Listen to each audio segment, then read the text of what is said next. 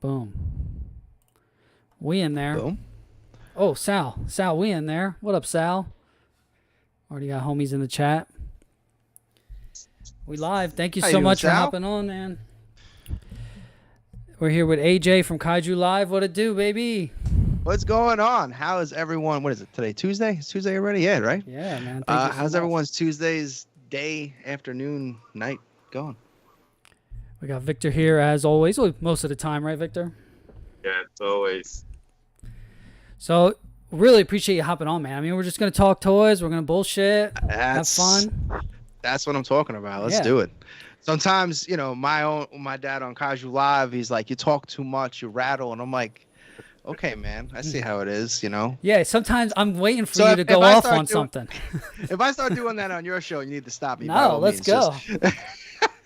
I got a couple topics I want you to go off on. Sound like you had some things to man. say on Sunday. I don't know. Kaiju Live Unleashed? Oh, Yeah. yeah. Let's go. And if anyone watching, I mean, I don't know, you know, hopefully your audience comes over and checks it out. But of course, AJ does a live show on Sundays, auctioning off some usually kaiju related merchandise, sometimes heavy on the Dragon Ball, which was cool this past weekend. Yes. But, oh, Sinister Robot in the house. What'd it do? That's the homie Kevin. Good on, Kevin.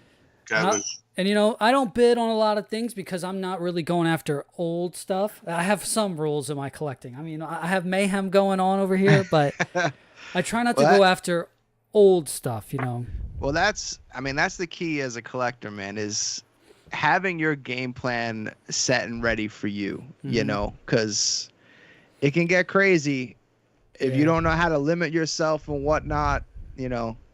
I get a lot of cancellation emails because for that exact reason, people are like, oh, I didn't realize I couldn't get that Spiral King Ghidorah. You're like, oh, really? Okay. You know, you just dove into that. All right. And you try not to give any deposits back, right? I hope. Sometimes I'm a little too generous, Yeah, but I can. you know, it depends. Like if it's someone that's someone that buys frequently, you know, real issue, you know, I always try to help out. But if that was their person's first purchase, then no. No. Come on, man. Or first and only, I'm like, okay, you know, I'm sorry, man, but the What up, NRD Jessica? is this. Thank you for hopping on. Thanks for watching. Yeah, man, that's one of the things to talk about. I mean, just running your own business. That's awesome, man. That was one of the things when I first started watching. It seemed like you had like a family business going on. You're on there with your dad. You guys are having fun. Your wife is there. You know, your dog comes in. It's I love that's why I may not bid, but I love just watching the show. And you have cool stuff on there. That's awesome. And sometimes it's nice appreciate just that. to see this stuff. You know, some of these things. Why I collect some of these things is because it's like I don't know anyone that's going to buy an Xplus figure. You know, that's why I started collecting them. It's like you never see these things. It's just nice to get them in your hands and really appreciate the vinyl. And I love those. Yeah, those man. X Plus figures were something I was watching Leslie Chambers for years, watching his videos and never diving in. Yeah, until, same, like, man. 2019. When we went to G Fest in 2019, that's when I finally met like Leslie in person. And then me and him just hit it off, and now he's one of my best friends in the community. He's amazing. If for anyone that's watching that doesn't know of Leslie Chambers Kaiju reviews, go smash that subscribe button. As well as here, everyone just smash the like, subscribe button. I say that I barely even say that on my show half the time. I always forget. Yeah, I really love his reviews. He definitely brought me into that X Plus world. I probably sent you some of them links, Victor. He goes into depth with these figures. And then I think that's how I wound up finding you. I think you were on one of his streams one time. Probably, chat. yeah. And then he's had me on a couple of times when they've had some discussions. Yeah, and he'll grill you too. He has some good questions. Oh yeah, yeah. But he comes up with the great rapid fire questions. You're on the spot. You're like, okay. Yeah. It was also G-Fest just a few weeks. I mean, we just had Comic-Con last week. It was also Winter Festival, so we got some X Plus news. There's also the X Games. If you watch the X Games at all, that was this past weekend. And then G-Fest was just a couple weeks before that, the weekend before. So basically, yeah. And then next week is PowerCon. And we just had Wonderfest as well in Japan. Yep. So it's been nonstop. July is always like that. July is probably the no pun intended hottest month for toys. Pretty much around the world. And we shouldn't sleep on either. The other reason AJ is the perfect guest for me on this show, and you know, just in general, just for the first guest, it's a must. I mean, AJ also used to play competitive fighting games, or still does. I don't know. Would you say you still do? I don't know, because I'm a Mortal Kombat guy at heart, and Reptile's my boy, and Mortal Kombat 11. One, he's not in there. You can actually just beat him up in the tower, which was insulting to me. And then they even tried to like give one of his powers to Shang Tsung, which didn't make any sense because they gave him Reptile Slide, and it's like, out of all the moves that Reptile does, that is the least. It's just a copy of Sub-Zero Slide with like a kind of different hitbox. So it's like, this isn't even an original move. Like, where's a Force Ball, Acid Spitter? Go invisible. Do anything else. You can throw a little Force Ball, do a little slide combo after the Force Ball, MK9 shit. Yeah, I really thought they were going to do Force Balls because, like, he's got the skulls. So I'm like, it makes sense to replace that kind of move set in a way. But nah, they just... Without them having to get too creative. They can just give them the moves. Pretty much. But it is EVO next week also. Do you watch any tournaments these days? It's been a while, man. No. Honestly, the fighting game community, in a way, and it's funny because we probably were at the break once or twice together and didn't even know it. We were going kind of frequent in 2011. Then no. Oh, actually, maybe, yeah, because MK9. That was MK9 height. Yeah. So, yeah. God, we're so old. What happened? I can't believe that's over 10 years ago. That's insane. I went to Vegas that year with my buddy Sal. Yeah, shout outs to Break Stakes. Absolutely. Oh, yeah. Oh, absolutely. My God. They were $4. That's probably the thing I miss the most out of the entire fighting game community is Break Stakes, because that place was great. It's still open or no? The Wiffles. Last I heard it is, yeah. Yeah, all right, awesome. Because that place is a classic, and we need to save it at any cost. Yeah, they definitely were doing some like fundraising around the beginning of COVID. I mean, gotta do what you gotta do, man. COVID hurt a lot of people, a lot of businesses. Yeah. Especially something like that's been around for so long. It's a shame. But also, I don't know if, I mean, the fighting games have really blown up since COVID, since everything went online. Like these, you know, high level fighting game people now have 100,000 subscribers on YouTube. They're crushing it. I remember I was actually at Sonic Fox's first tournament. Okay. Was it East Coast Throwdown? I think it might have been. And which one are you talking, 3 or 2? Was 2 MK9? No, I think it was 3. Do you remember that top 8? I just remember Sonic Fox literally, because I think he was like 13 at the time or something, you know, and you're just like, and this little kid, he came with his family. Yep.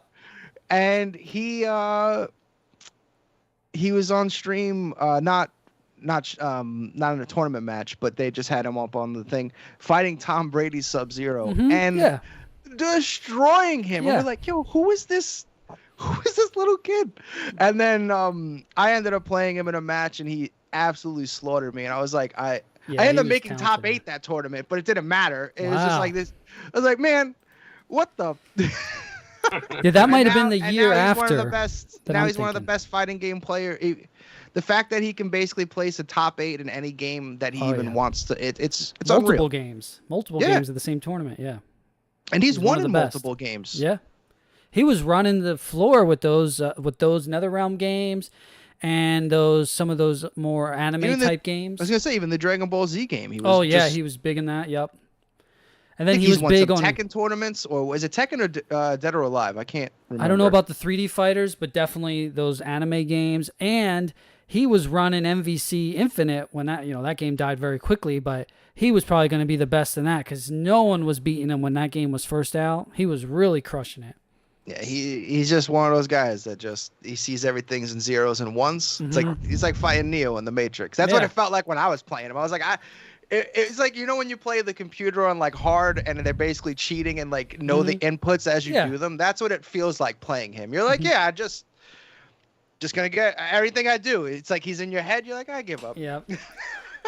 Yeah, I just picked up Power Rangers Battle for the Grid. I've been playing this week. How is that? I've heard it's actually pretty good. I'm liking it. And, you know, I picked it up because it was only $15 on sale.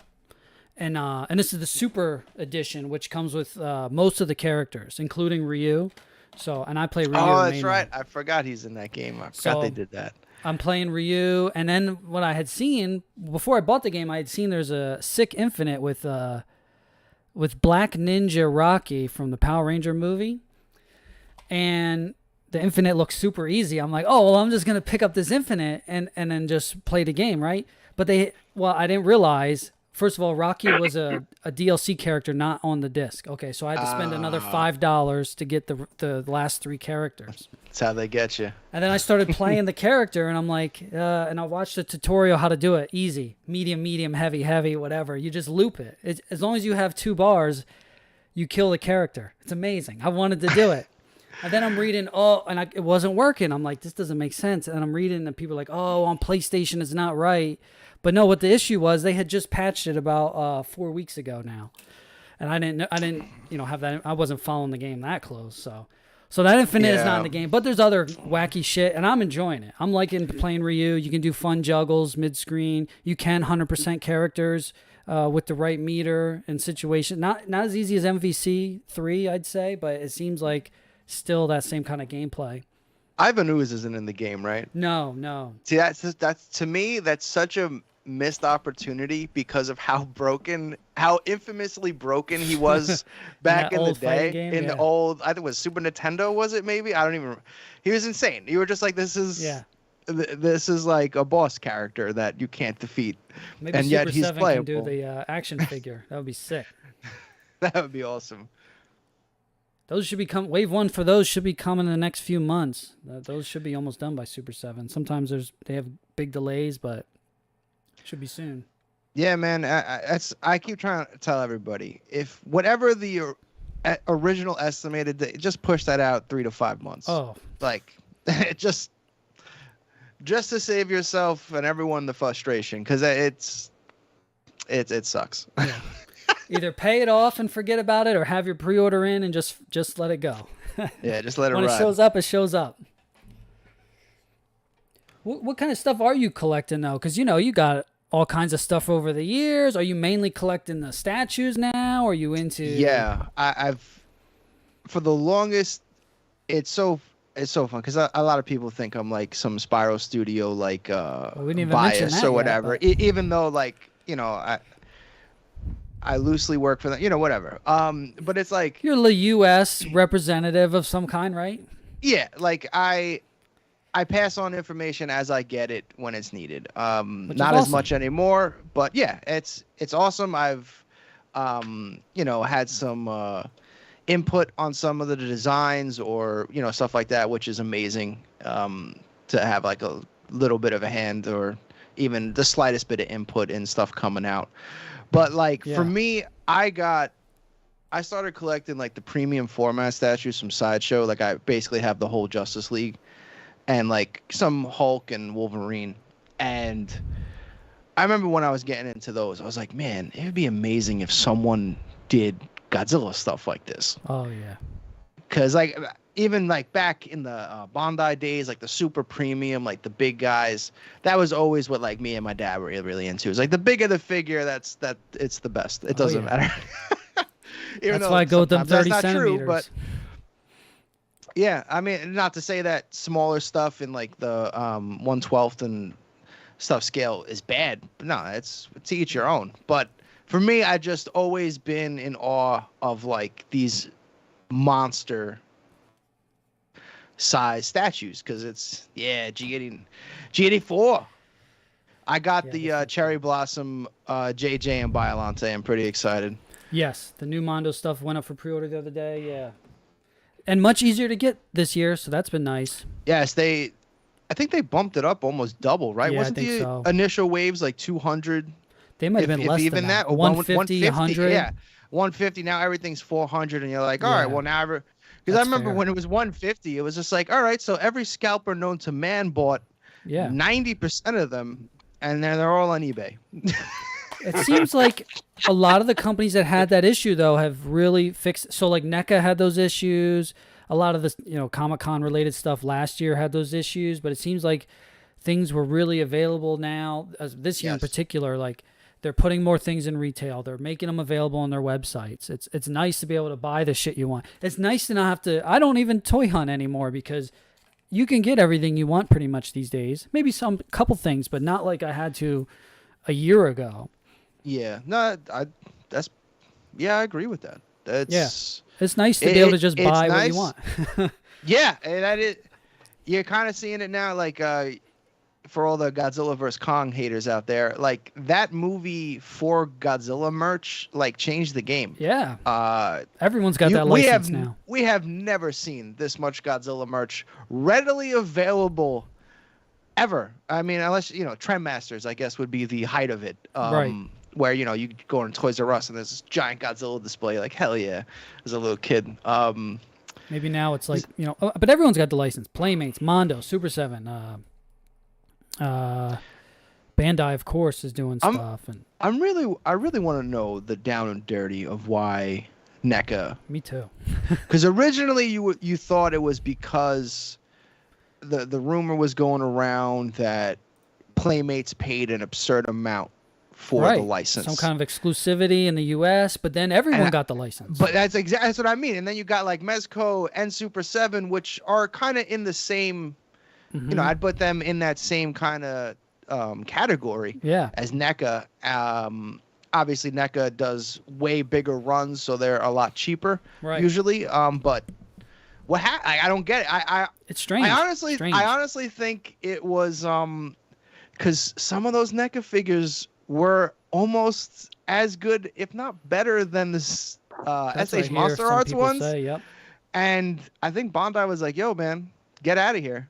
Yeah. Because it's like, at what point, is a little bit better detail It's worth the best time to be an any collector right now. $60 more in terms of it's strange. Those price points.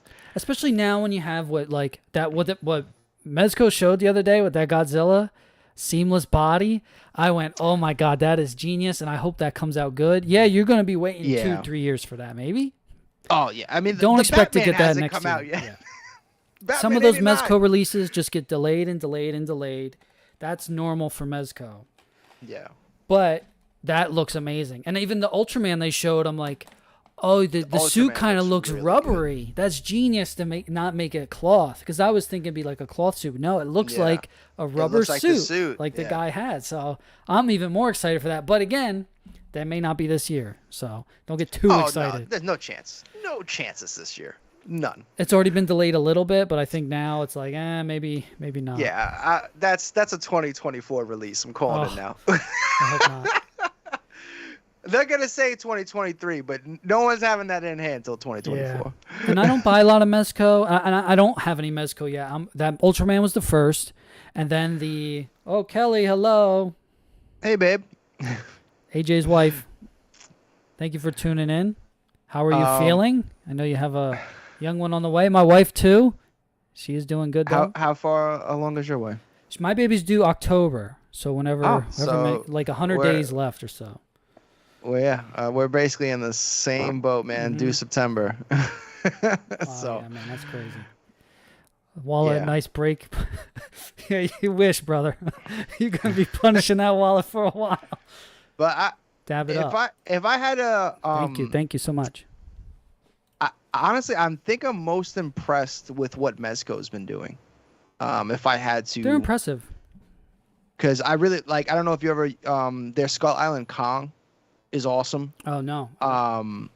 You have that one, Victor. I got that for you. Yeah, we have I think we still have the black and white one still in stock that comes with and they also did a giant one too, which was also 18-inch Kong. But I love the Destroy All Monster sets. The Destroy All Monster sets are awesome. They Yeah. pack so much detail in these little, you know, what are they, about 4.5 inches tall? Yep. I actually picked up and if we want to go on a rant right now, you want to hear me get angry for a second? Go ahead. Hold on, I didn't crack this Mountain Dew yet. Hold on. Oh, man. We sipping a Baja Blast tonight.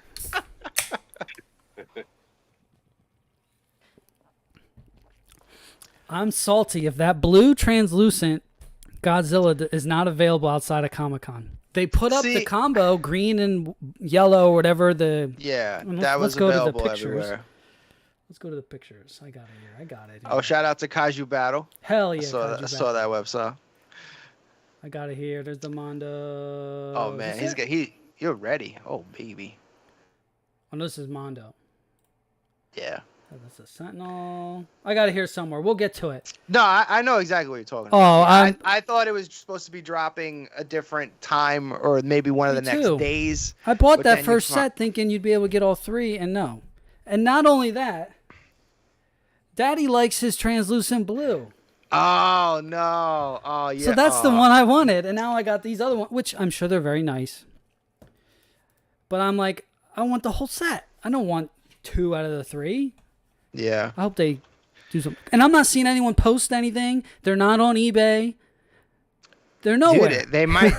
I mean, see, this is where I have, because a lot of the old school Godzilla collecting was basically chasing down stuff you literally could never actually be at because most of the stuff came from Japan. Sure. So like as much as I sometimes hate it, I do still really appreciate the in-person exclusive where there may be 20, 25 at the table and that's it. You know, and then, you know, good luck.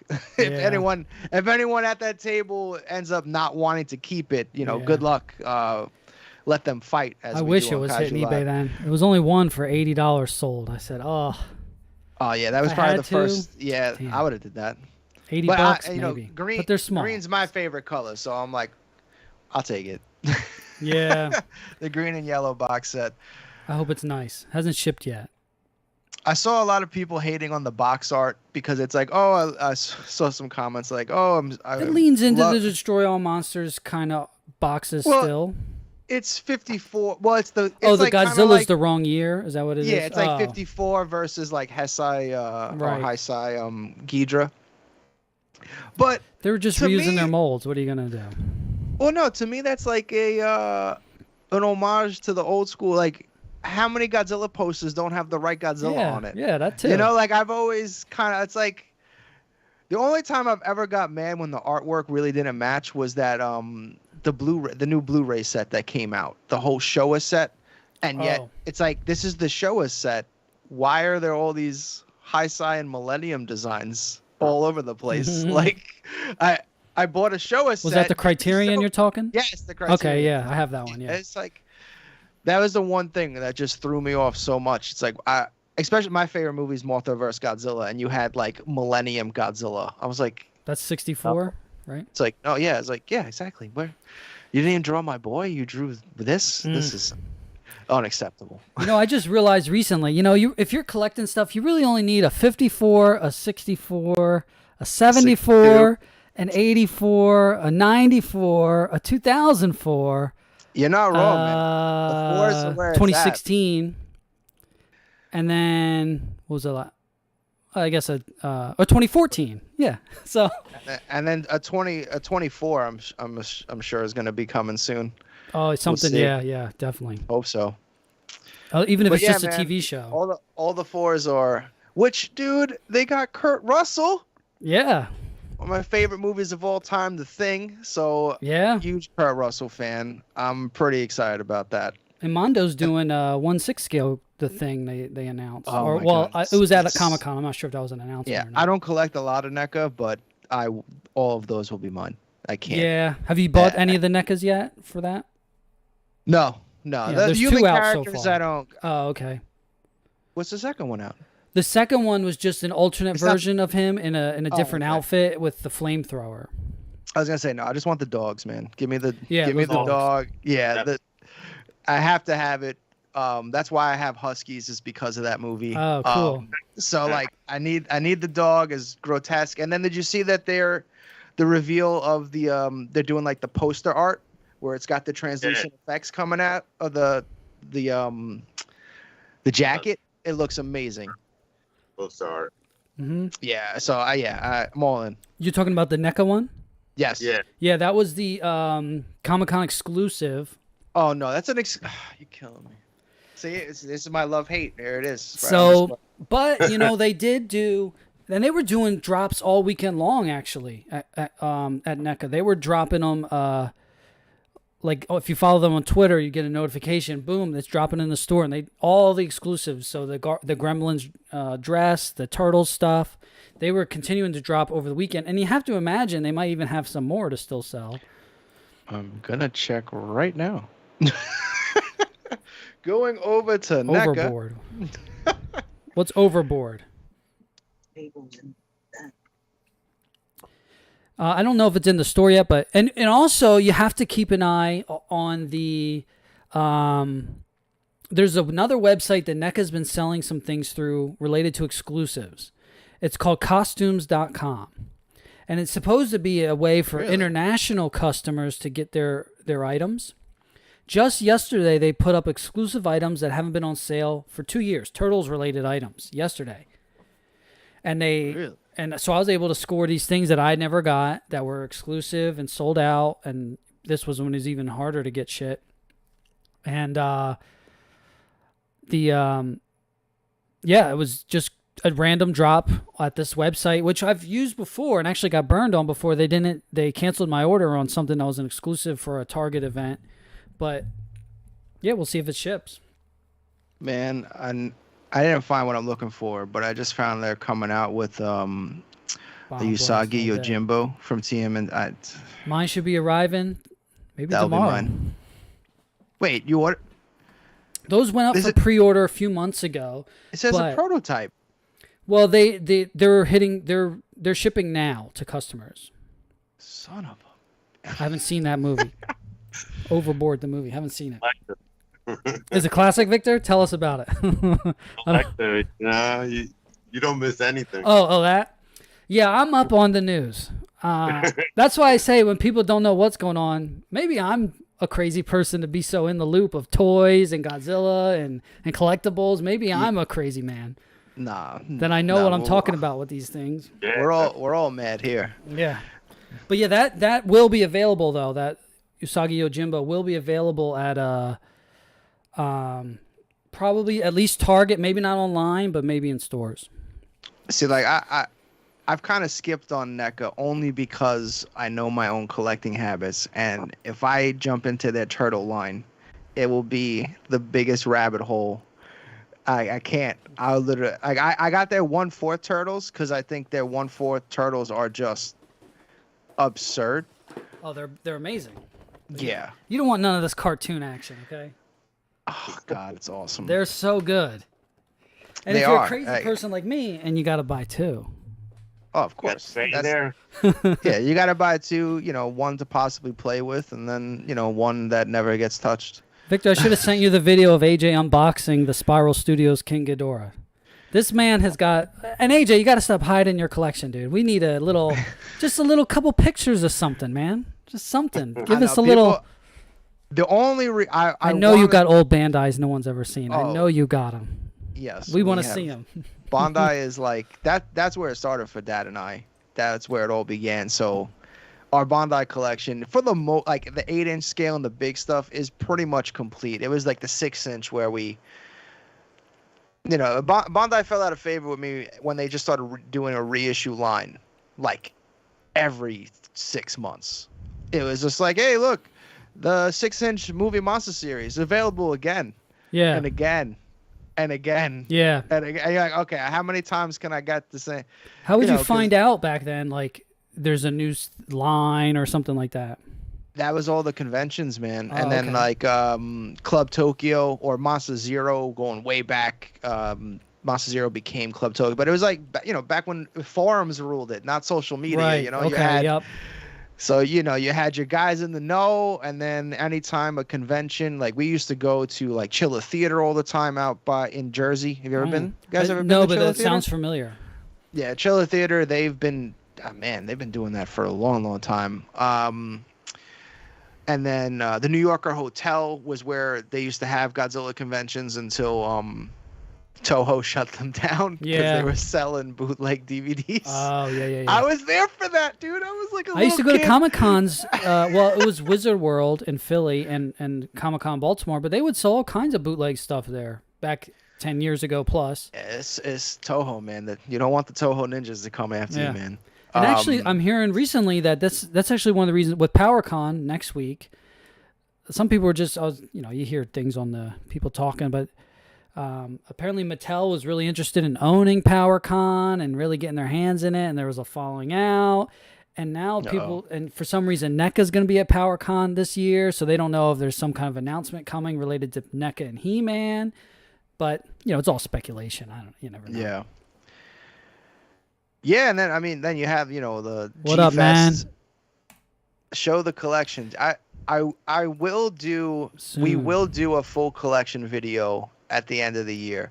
The only issue is I've been because originally Nice. my basement was where like all the Kaiju Live inventory was, and then when the store kind of blew up, and we started getting originally when we first started taking pre-orders aside from the auction show, I'd get 5 here and there. Right, you're like, right. okay, cool. Like it was just, and then like the Essays Monster Arts Ultima, I got like 110. I Nice. was like, I'm sorry, where am I putting these? So Did that get delivered on a regular UPS truck? How did that get to you? It got delivered on a UPS freight truck on Wow. like 2 skids. I was like, Wow. shit. They came to my house. I was like, oh my God, what's happening right now? Stuff I never ever expected to get anywhere near that. And, and that's probably not a lot to, any of these big places like Big Bad Toy Store, obviously. But for me, I was like, even some of these places shit. that I'm like places like Tokulectables and some of these other places, I'm like, is this a big company or a small company? Because they're ordering all kinds of shit. Yeah, I mean, which Tokulectables is lit. If you need your exclusives like SH Figure Arts and all that shit, that is an excellent place to go. Yeah, but I think they started out very similar to me, and then you kind of got to make that decision. Like, do you go big or do you go home? Because at some point, like I've even felt like I was outgrowing my garage, and then I got this new job opportunity, and now obviously I've been kind of ramping it down a little bit because. Yeah, what's your plans with that? Are you kind of carrying some stuff here and there, or? Yeah, no, I'm like obviously Godzilla stuff. We're still gonna be because like I was trying to branch out into different things. Yeah. But now it's like I'm just one guy, man. Yeah. You see how many toys come out fresh yeah. every week. You're like, because I thought, That's why I would say don't even bother with the Hasbro bullshit and anything like that. No, mass produced things. That's not gonna be any help for you. Yeah, then that's why we're doing like store exclusives. Like we just dropped the Mad Monster from Hop Toys and James Groman, which I absolutely am in love with it. I'm so happy the way it came out. And James Groman, we got the exclusive header card too, which he's the man. If you guys don't know who James Groman is, I hope they do. I mean, I do, but it's a pricey boy. I know. But if James Groman, most of his stuff is this would be considered cheap in most cases. Yeah. And especially this isn't in the same quantities as like because before Mondo just that's dropped what I the was man looking thing. for. This right here. The Mondo man thing just dropped, and that's probably the cheapest James Groman you could ever get. Oh, here it is. Yeah, this is definitely amazing. Yeah, that's the one that I don't know want what right this there. thing is, but I Purple and love green. Man thing? He's Swamp Thing, his knockoff cousin. That's what I was assuming. But that is very cool. Yeah, it's definitely. I don't know if that was an exclusive at the con or something available soon or something, but they do come out occasionally. This Man Thing character. Well, they just dropped like a black and white one. I think Mhm. that was the SDC exclusive. Okay. But yeah, that guy's whenever I don't think that one's dropped yet, and whenever it does, I'm all about that green. Or if they do a green blank or something like that, just like my Cthulhu, you can kind of Yep. see him behind my head. I'm a sucker for green blanks. You see these Mondo 1/6? These are really nice. I don't do 1/6. That being said, I have a Power Ranger over here, the 3-0 Red Ranger right here. I did order that Mondo He-Man because, you know, sometimes you just got to try something out. I'm not a big He-Man fan, but I'm a huge Battle Cat fan because we used to call my cat that. And I think I might have to dive on that because you have a picture of that. Battle Cat looks this is the She-Ra. Ridiculous. Oh, we'll come back to this shelf. Oh, there's the 1/6 the thing. There's one of the heads for the Battle Cat. Cringer, Battle Cat with a helmet, and then this and it's giant huge. bastard. Look, dude. And I heard through the people that might have inside information, people are like, "This is going to be crazy expensive." Somebody's saying this will be under $300, which that may sound crazy, but I was gonna say the He-Man alone was $250. To some people, pricing is all subjective, man. Like it really is, because say you started out collecting NECA, right? That's the first thing you dove into, right? Right. Yeah. And like you have in your head now that these are not really kid toys; they're more adult toys. And be careful playing with them because you will break them. Well, yeah, if you open it out of the box, they'll shatter. But don't remove them from the box. They're getting better, but yeah, no, I mean some of the Godzilla ones are like the Godzilla 54 is like unbreakable. Oh, nice. But so like if that's what you started out with, and now your perception of adult toys cost $25 to $40, right? When you see something $300, you're like, what the? And that's the sticker shock that comes with maybe some of that Xplus stuff in the beginning. Oh, for sure. But once you get the statues, it was so like I remember going at it with some people. Over like because like when Spyro first dropped and like that was like our big first release with them because we broke some of like the full pictures and everything with Matt Frank on the Spyro Burning Godzilla, and had some exclusive stuff with that, and people were like, oh my god, $2,000. I'm like, guys, this is like 4 feet tall. I didn't think that was but I had also been in the know with statue related collectibles as well, and I was aware statue collectibles like that are gonna run you. Yeah, I wasn't expecting no $300, $500. So I know for statue for a 50 centimeter scale, and then you add the wings in, like he's almost 4 feet tall. Light up, it's just with a base, all that stuff. I'm just like, have you guys? People are like, how is this not, why isn't this like $900? I'm like, are you guys insane? And then after they dropped that, I was like, the Prime 1 announcement and XM license and all that. And I was like, guys, wait, you think these prices are bad? Just wait. Cause Spyro's new. So they're trying to make that's the thing that really kills everything right now. If you're a statue collector, because they have the weight and it doesn't matter, you can't get around that kind of weight, and it's coming from overseas. So like that's the big deterrent right now on a lot of things. Like I got the freaking Prime 1 Godzilla vs Kong diorama, the full one. You got the full. Well, let's be quiet about that price, all right? Yeah, AJ got in trouble one time. Not only that price, dude. I can't. I don't even know what the shipping invoice. Oh, the Behemoth, yeah. Behemoth looked good.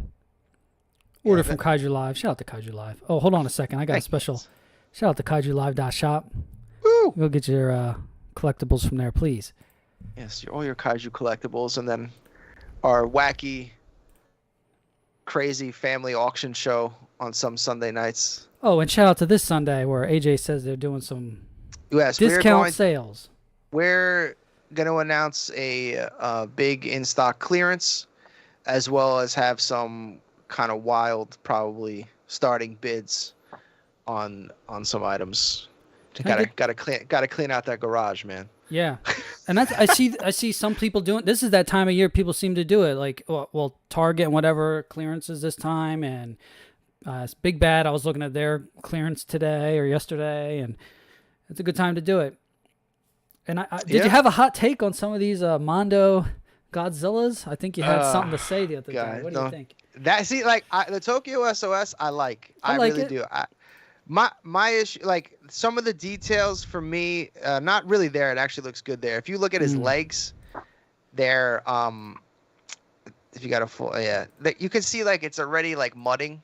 And for me, if I already see mudding in a prototype, I'm kind of like, oh, what's the actual figure gonna look like then? Because if the prototypes already look like the details aren't quite there, because you're always gonna lose it in the transfer. Because most prototypes are resin. You know, a lot of people aren't putting out a actual production. But this Ghidra, man, You don't like it? Can you pull up a GameCube Destroy All Monsters King Ghidra and tell me that that's not what they used? Hold on, I'll go downstairs and grab the game case real quick. No, I got it somewhere. Just King Ghidra. I swear to God, they used the render from that game, and that's what his skin looks like. It's dude, look at that. Come on. Oh, don't take me to YouTube. Oh God, we're going. I'm gonna get.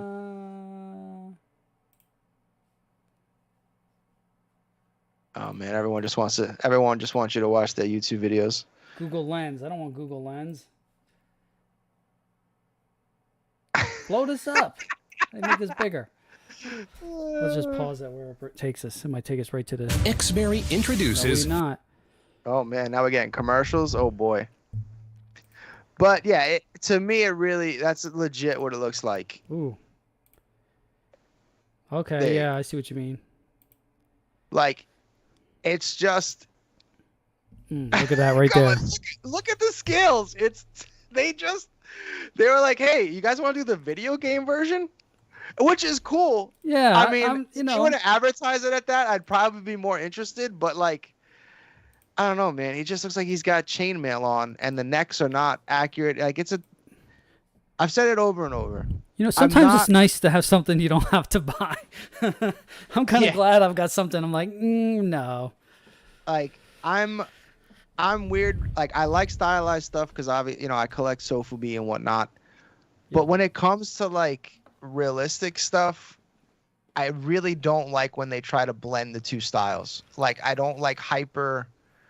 Like stylized realistic stuff. Like so Sofubi, I'm kind of like I'm on both ends of it. It has to be fully stylized or ultra realistic. I don't really like in the middle, and I get a lot of shit for that, and that's fine. So if Xplus took their stuff and turned it pink, you might not be too excited about it. No, not particularly.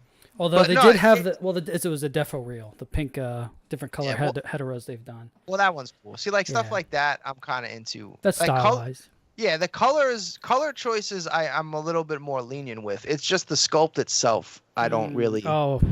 That kind of leans me in people always think I'm crazy because like the Xplus gigantic Burning Godzilla is considered one of the best, and I'm always like, it looks like shit. Wow. Like the head is, it's just too stylized for me. But then on the rare case, you got like the gigantic GMK Godzilla, and that is totally stylized, but in every best possible way. Mm-hmm. Now, Takaro in here. That's excellent. I will definitely be pre-ordering that when that. Most likely, this is going to be. Well, Peter's been saying it's been involved with his Kickstarter somehow. So yeah. I definitely sign up for his Kickstarter. Yep. And I love Kickstarter. I've been supporting Kickstarters a long time. Because I think they're only doing it through that. It's not going to be available like on Skybound or anything of those channels. It's going to basically be a made-to-order Kickstarter thing. Yeah, that's a must-buy, especially being a Kickstarter exclusive. You take something that's in the niche thing like Mondo or Skybound store, right? I mean, despite it growing and getting big. But then it seems when you put things on Kickstarter, even when it's something that makes $1 million, like, or $2 million, like McFarlane did on his Kickstarter, right? And somehow people at large don't know about it, and then it becomes huge after the Kickstarter is over, or once people get it in their hands. So yeah, I'm excited about that. Yeah, man, because at one, at the end of the day, every business is looking to turn a profit, and you have to make that decision. Do you keep expanding, or do you sit tight where you're at? And like, what business is gonna say, "Nah, we're good." Yeah. That's the hard thing with like Peter's art. Peter's art is like handmade. So I don't know if you can really crank, you go from a 100 print run to, can you go to 200-300 prints? It becomes difficult that level. Yeah, you basically, it's a manual thing.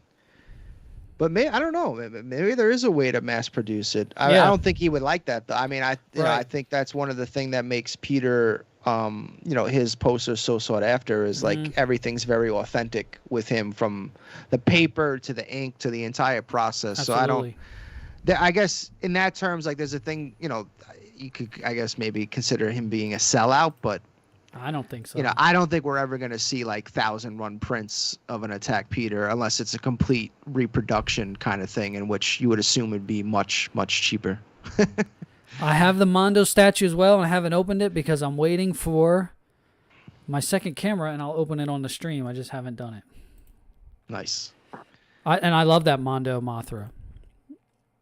The statue, yeah, I agree with Wander.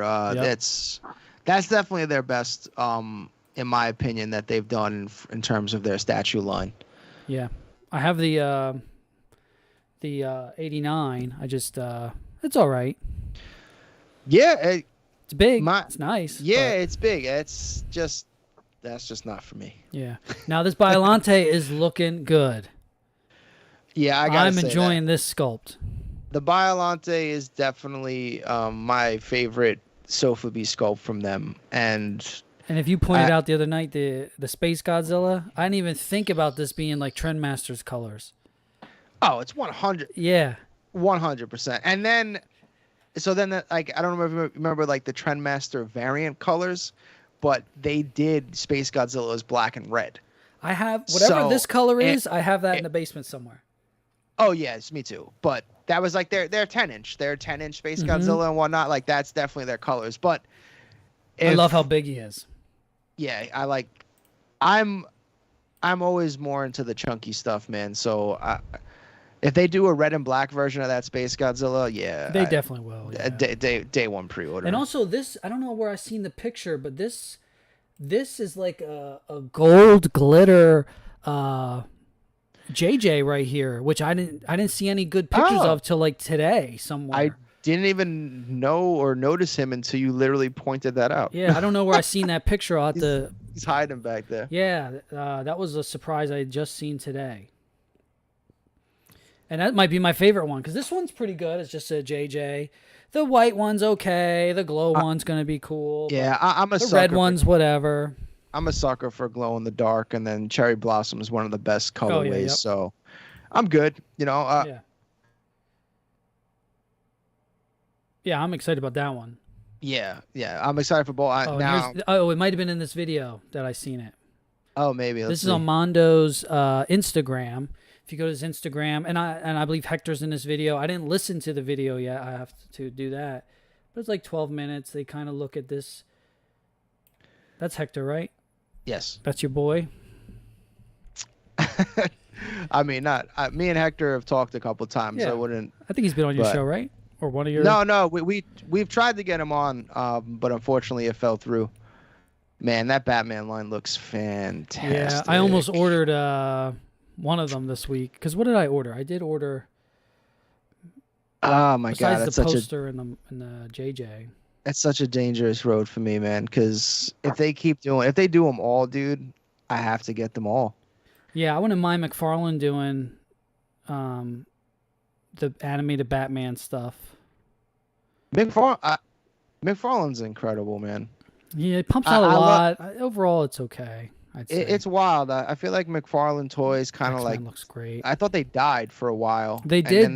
Yeah. And then they came back and they're putting out some great stuff. He's working. I love his Batman 66 line. The Spawn stuff is very nice. I mean, I don't do DC, so I'm not buying any of that Those stuff. those wild monster line mutation mecha things. I forget what they're called. They're awesome. They're huge. The Cygor and stuff like Oh that. Have yeah, you the seen them? Spawn Yeah. stuff. Oh, you're talking the 10 something 10. Yeah, where it's like Wild it's like 10 a or whatever. mechanical shark and Yeah, I don't know if he's robotic doing those raptor. still like, because they those haven't are been in the so store. cool. He did 2 waves. Here we go. This is where you see Oh, you that can see JJ. him. Yeah, man, they were hiding that guy Yeah, on purpose. They don't want anyone to know about that. very cool. Yeah, these look good. Those Biolantes look real good. Oh, and this guy. Yeah, he looks good, Yeah. man. That's a buy. Easy. Yeah, That looks my like only DVD. issue, and did I say this on the show? I don't know. Sometimes I like to keep it PG and not really shit on Not stuff. here. But Fuck that. my issue is like, if you pause it, he's completely symmetrical, Oh, okay. You and want a little that's kind of difference? my issues with a lot of the Mondo stuff is it's basically just like a 50% mirror. Because like look at his hands. He has the exact hand. They're in Oh, the exact I same see. position with Yeah. the same finger up. And it's just like, well, I get that aesthetic, that's like that super old school aesthetic, and I don't know, man. I love the like little nuanced subtleties, and like Mondo doesn't bring that to the table. Not saying again, they released it in red and black. I'm buying it. So This is what I almost ordered. The Oh my Masterverse Skeletor. dude. But since it's Masterverse, it doesn't exactly go with that He-Man that I just bought. So I said, let me hold off for a new Skeletor. What? That's the Revelations. Yeah, that's Revelations. Yeah. Which I So mean, it could work. Their with that Battle He-Man. Cat kind of looks like both. Yeah, I think with that Cringer head and some of that. Yeah, the this is Cringer an head's old like the old Hordak. one, and then the Maybe Hordak will get a re-release. This is She-Ra that went up She-Ra. recently. I didn't buy the She-Ra. I said no thanks. And that's also what was cool. Mondo doing these That 2-day is- pre-orders instead of just doing, we're going to make 2,000 of them and it's going to sell out in 5 minutes. And then you didn't get one because you didn't click through the website fast enough. And that's what happened to me on their Scare Glow. And I was really salty about that. Yeah. I said, Yeah. you sold, and I'm not exaggerating, it was 2,000 of them sold in 5 minutes. I said, how is that possible? That's Well, I insane. mean- At $220, it's like, oh dude, my God. That's so good. This one looks good, but I don't think I'm going to get this. I don't really, this isn't like, I guess I prefer like the old school animated Trap Jaw more than, Yeah. but that looks great. That's the thing. Like, when you're a growing company, as Mondo is, Vinyls, of I course. know a lot of people realize that Mondo is like, Yeah. the Alamo Draft House. You guys ever been to the Alamo I Draft have House? not, but I am aware Like that- of the, Like, Mondo is from them. Like, Right. they're the same company. yep. So, Alamo Draft, I mean, man, that's, if you've never been and you got one anywhere near you, I think I don't actually, know. there used to be one in Yonkers, but Oh. I think that one's gone now. Oh, no, it's still there. Dude, if you want to see a movie and just enjoy the entire experience, the place is unrivaled. Okay. They don't allow kids in, Wow. like, at all. Like, you have to be at least like 10 or something to even be like allowed in. Wow. If anyone disrupts at all, you get like one warning and you're kicked out.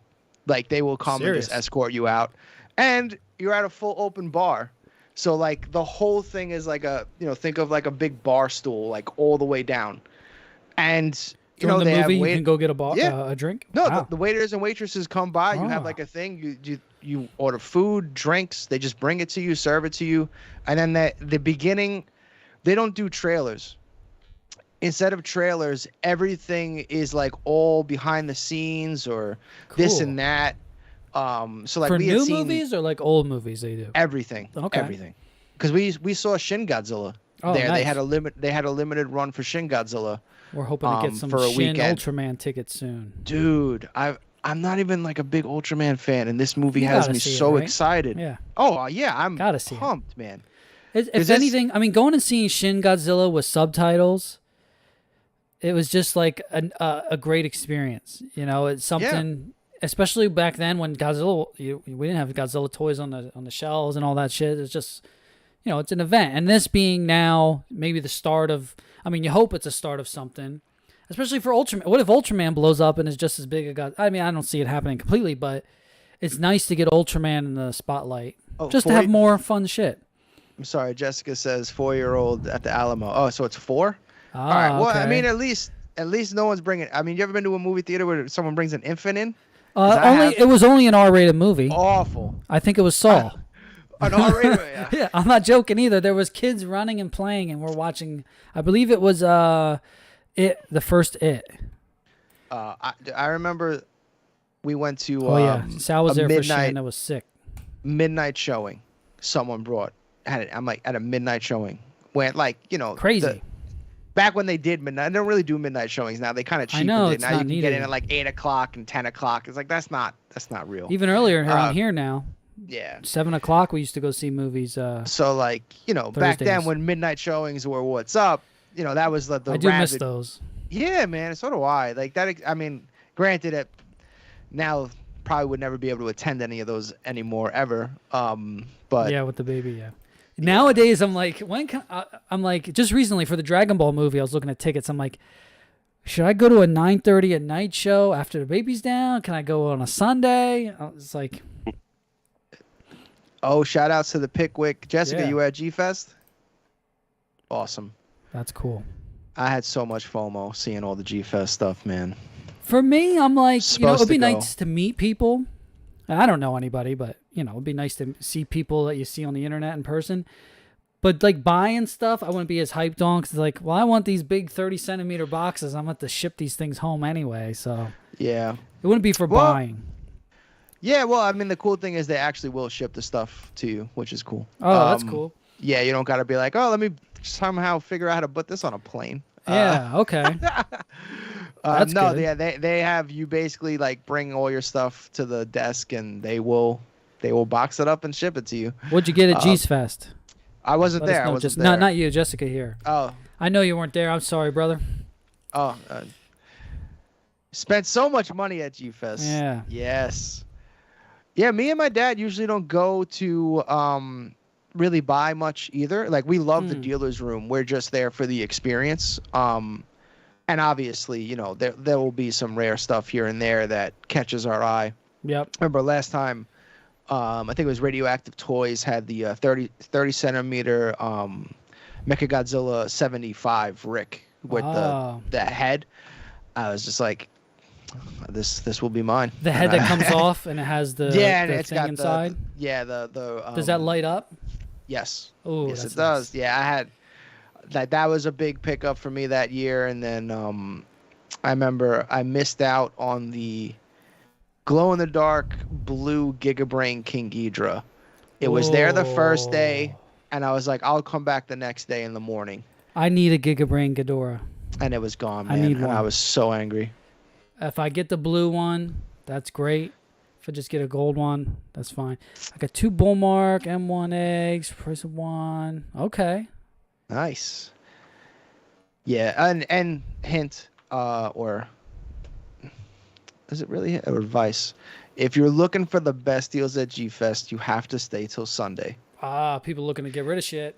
Exactly. So but it doesn't always work because that's Sure. what I was trying to do with that King Ghidorah, and then I ended up spending way more on eBay because I tried to pull that trick, and it was gone. So, Okay.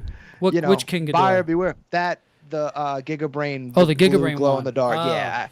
When I didn't get it, I think at G-Fest it was like $400.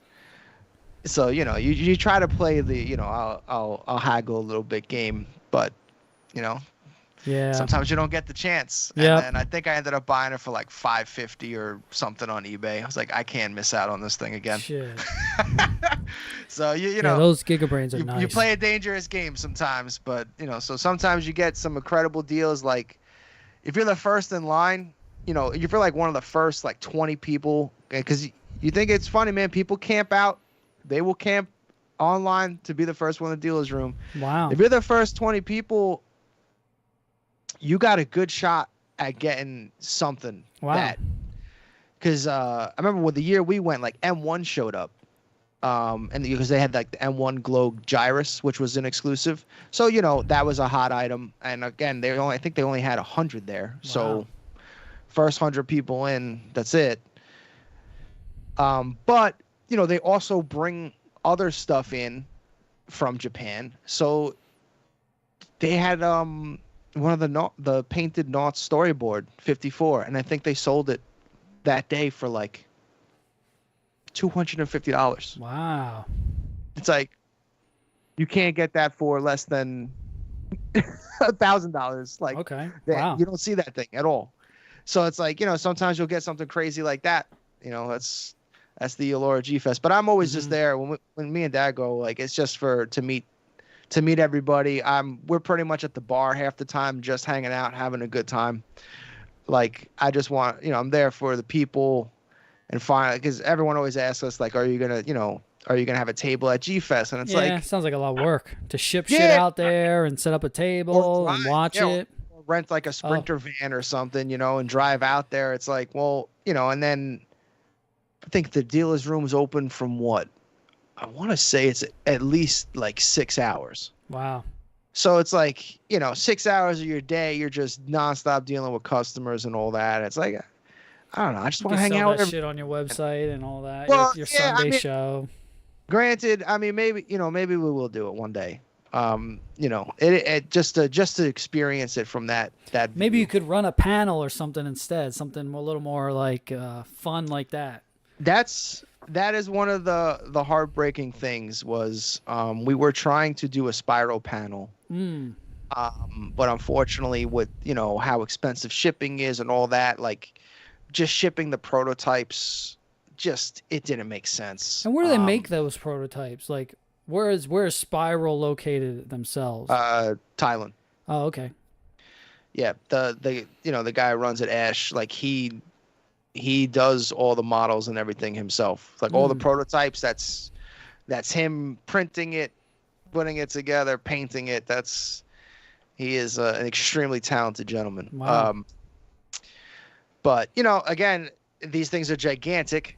Yes. and they're all even the vinyl ones, they are resin prototypes. Yeah. What I mean? Like they're gonna be heavy. So to send a full, because it was gonna be, we'd have, obviously I was just gonna bring my King Ghidorah since that would be easier. And then if you would have sent the Burning Godzilla, the Mothra Larva that's coming out very soon, then you got Behemoth, the Mutu, like it would have been. I can't even imagine how much the shipping would have cost to get those all to us. And then hopefully, that they're not, they're all in good shape. And then I got to transport them there and then set them. It's been like, So that was one of the unfortunate things. We didn't get to do that. And then the other thing was the room that I had got. We wanted to, I got a nice suite and everything. And man, I wanted to do a live auction show like in the room. With people, like stuff like that, and have like a Kaiju live after party every night, and just it'd been good. But unfortunately, we used to go to majors. Exactly, we had so much fun. Exactly, especially in the early days, like when it was. That's what I wanted to bring I wanted to bring that kind of. Did you ever go to any of the Sheridan Suites tournaments? Whether Big E's events in Philly. Oh yes. Yeah, NEC absolutely. Or Winter Brawl, Summer Jam. NEC, yeah, all of them. Back at the Sheridan Suites when it had those big windows and you could look in the room and you would see people pressing buttons. They leave the door open. You walk in. You start playing games with random strangers. Yeah, man. You just walk in. You want to do a set. Money matches. Yeah. You know what I mean? And back then we would get one suite. The first couple tournaments, it was like one suite, 10 of us packed in a room. Yeah, man. That's playing games, strangers coming in. Sal knows. Sal was the homie with me. You know exactly what I'm talking about. So that's what I wanted to do. Yep. I wanted to bring that that kind of. When we were in the tournament room, we would advertise, "Hey, tonight in our room, 300, whatever. Yes, come up to the room for buttons." And one of the best of times was. It was in maybe Super Street Fighter days, maybe one of the couple versions after that, Street Fighter 4 we're talking. And Juicebox Abel was in town for that tournament. I don't remember if it's Summer Jam, Winter Brawl, one of them. Probably Summer Jam. And Juicebox Abel came in our room and he was just hanging out with us I don't know if you remember Juicebox. He was the one guy who would, if you know Street Fighter community that well, as far as the characters that were there. I mean, I know like the big guys like Wong, and then I actually used to L.I. Joe. Yeah. Yep. Where I used to basically, I actually had him at my house. I bodied him at Mortal Kombat. I believe it. Not Not Mortal Kombat 3, brother. Not Mortal Kombat 3. No. MK9, He's an East Coast legend in Mortal Kombat 3. You know what? I mean, I was just happy that I even was able to beat him in anything. Yeah, you know what I mean? He's a top 8 competitor in every game he plays. Yeah. Basically, Besides yeah, and he's such a great maybe. guy. Oh yeah, super nice guy. I've met him a couple times at the tournaments.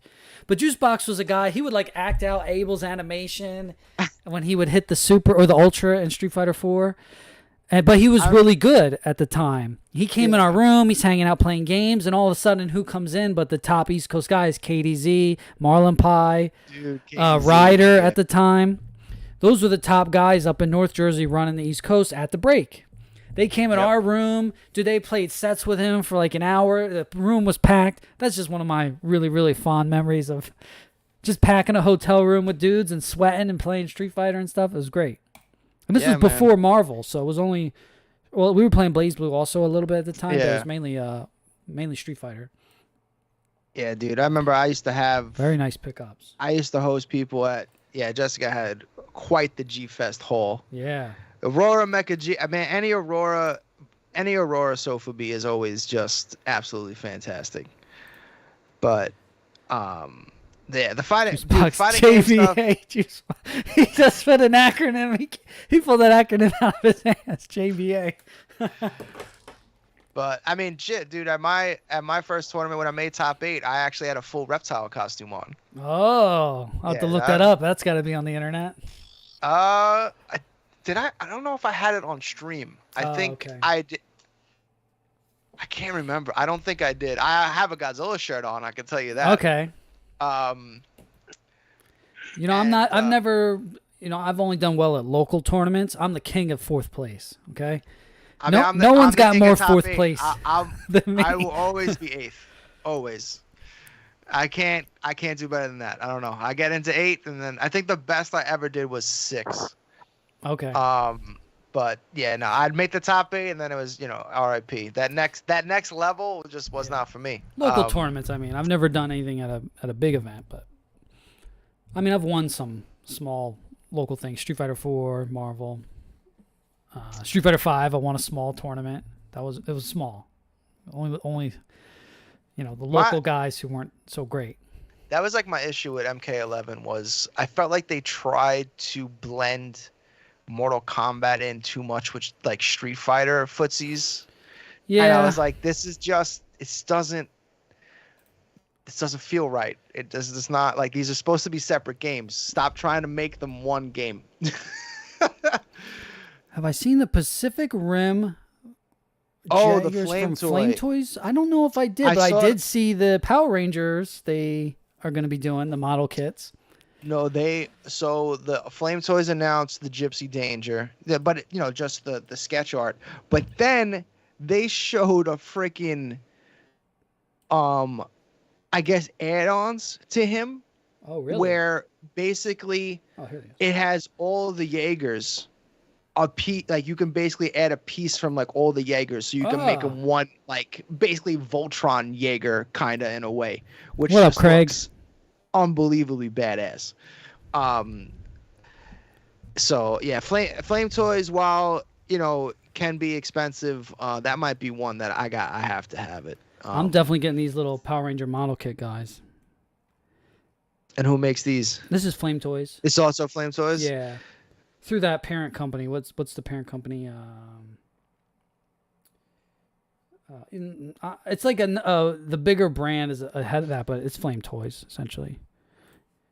Flame Toys Jaeger, let's go. Yeah, dude, it's definitely worth a look. Like the Gypsy Danger looks fine, but then when I saw the like Voltron one, I was like, whoa, what's happening right now? Oh, this is like all new items. Craig, we were just reminiscing on some high level Street Fighter tournaments at the Sheridan Suites. Craig, do you recall the Sheridan Suites? He loves the Sheridan Suites, so I'm just egging him on a little bit. Sheridan, what's up? That was a great venue, man. One of the best. This is old. This is Neca. Well, I know for sure I shared it on the Facebook Kaiju Live page. The first image though, not the second one. And if not, I know Ultrazilla shared both. Oh, okay. So if you want to head over there. Ultrazilla is a good one. I'm not logging into no Facebook here. I don't really rock with Facebook these days. But Ultrazilla maybe on Instagram. Let's see what he got. Also a good place to get info, Ultrazilla. Yes, sir. Good old Sal. And always doing reviews. He's got the reviews for all the exclusives. Dude, that guy, he's crazy, man. He does a review every night. It might not be on his Instagram page because he like shared it directly from Flame. If you put in Flame Toys on Instagram, it's got to be there. Has to be. There's no way they're keeping that a secret. I think it's this. No, I think it was the second one there. Flame, that guy. Oh, okay. Yep, that's it. Ooh, this look good. What's this? Oh my God, what's going on with this? Can you see that?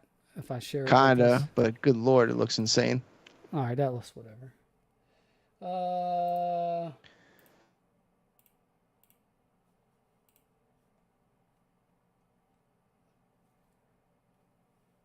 Ooh, what's this? That's that Megazord that I don't think it's been released yet. No, that one's not. I think they're doing another one too. They got like a crazy design one with their hold on, let me see if I can get you a picture real quick.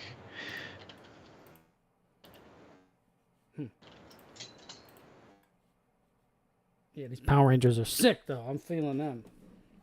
I'm gonna send it to you in the Discord. Uh-oh. All right. Shout out to Discord. I love Discord, the greatest thing of all time. Am I not logged into Discord? Okay, it's starting. So there is like the add-on one where you can basically create the ultimate Jaeger. Craig says I'm crying thinking.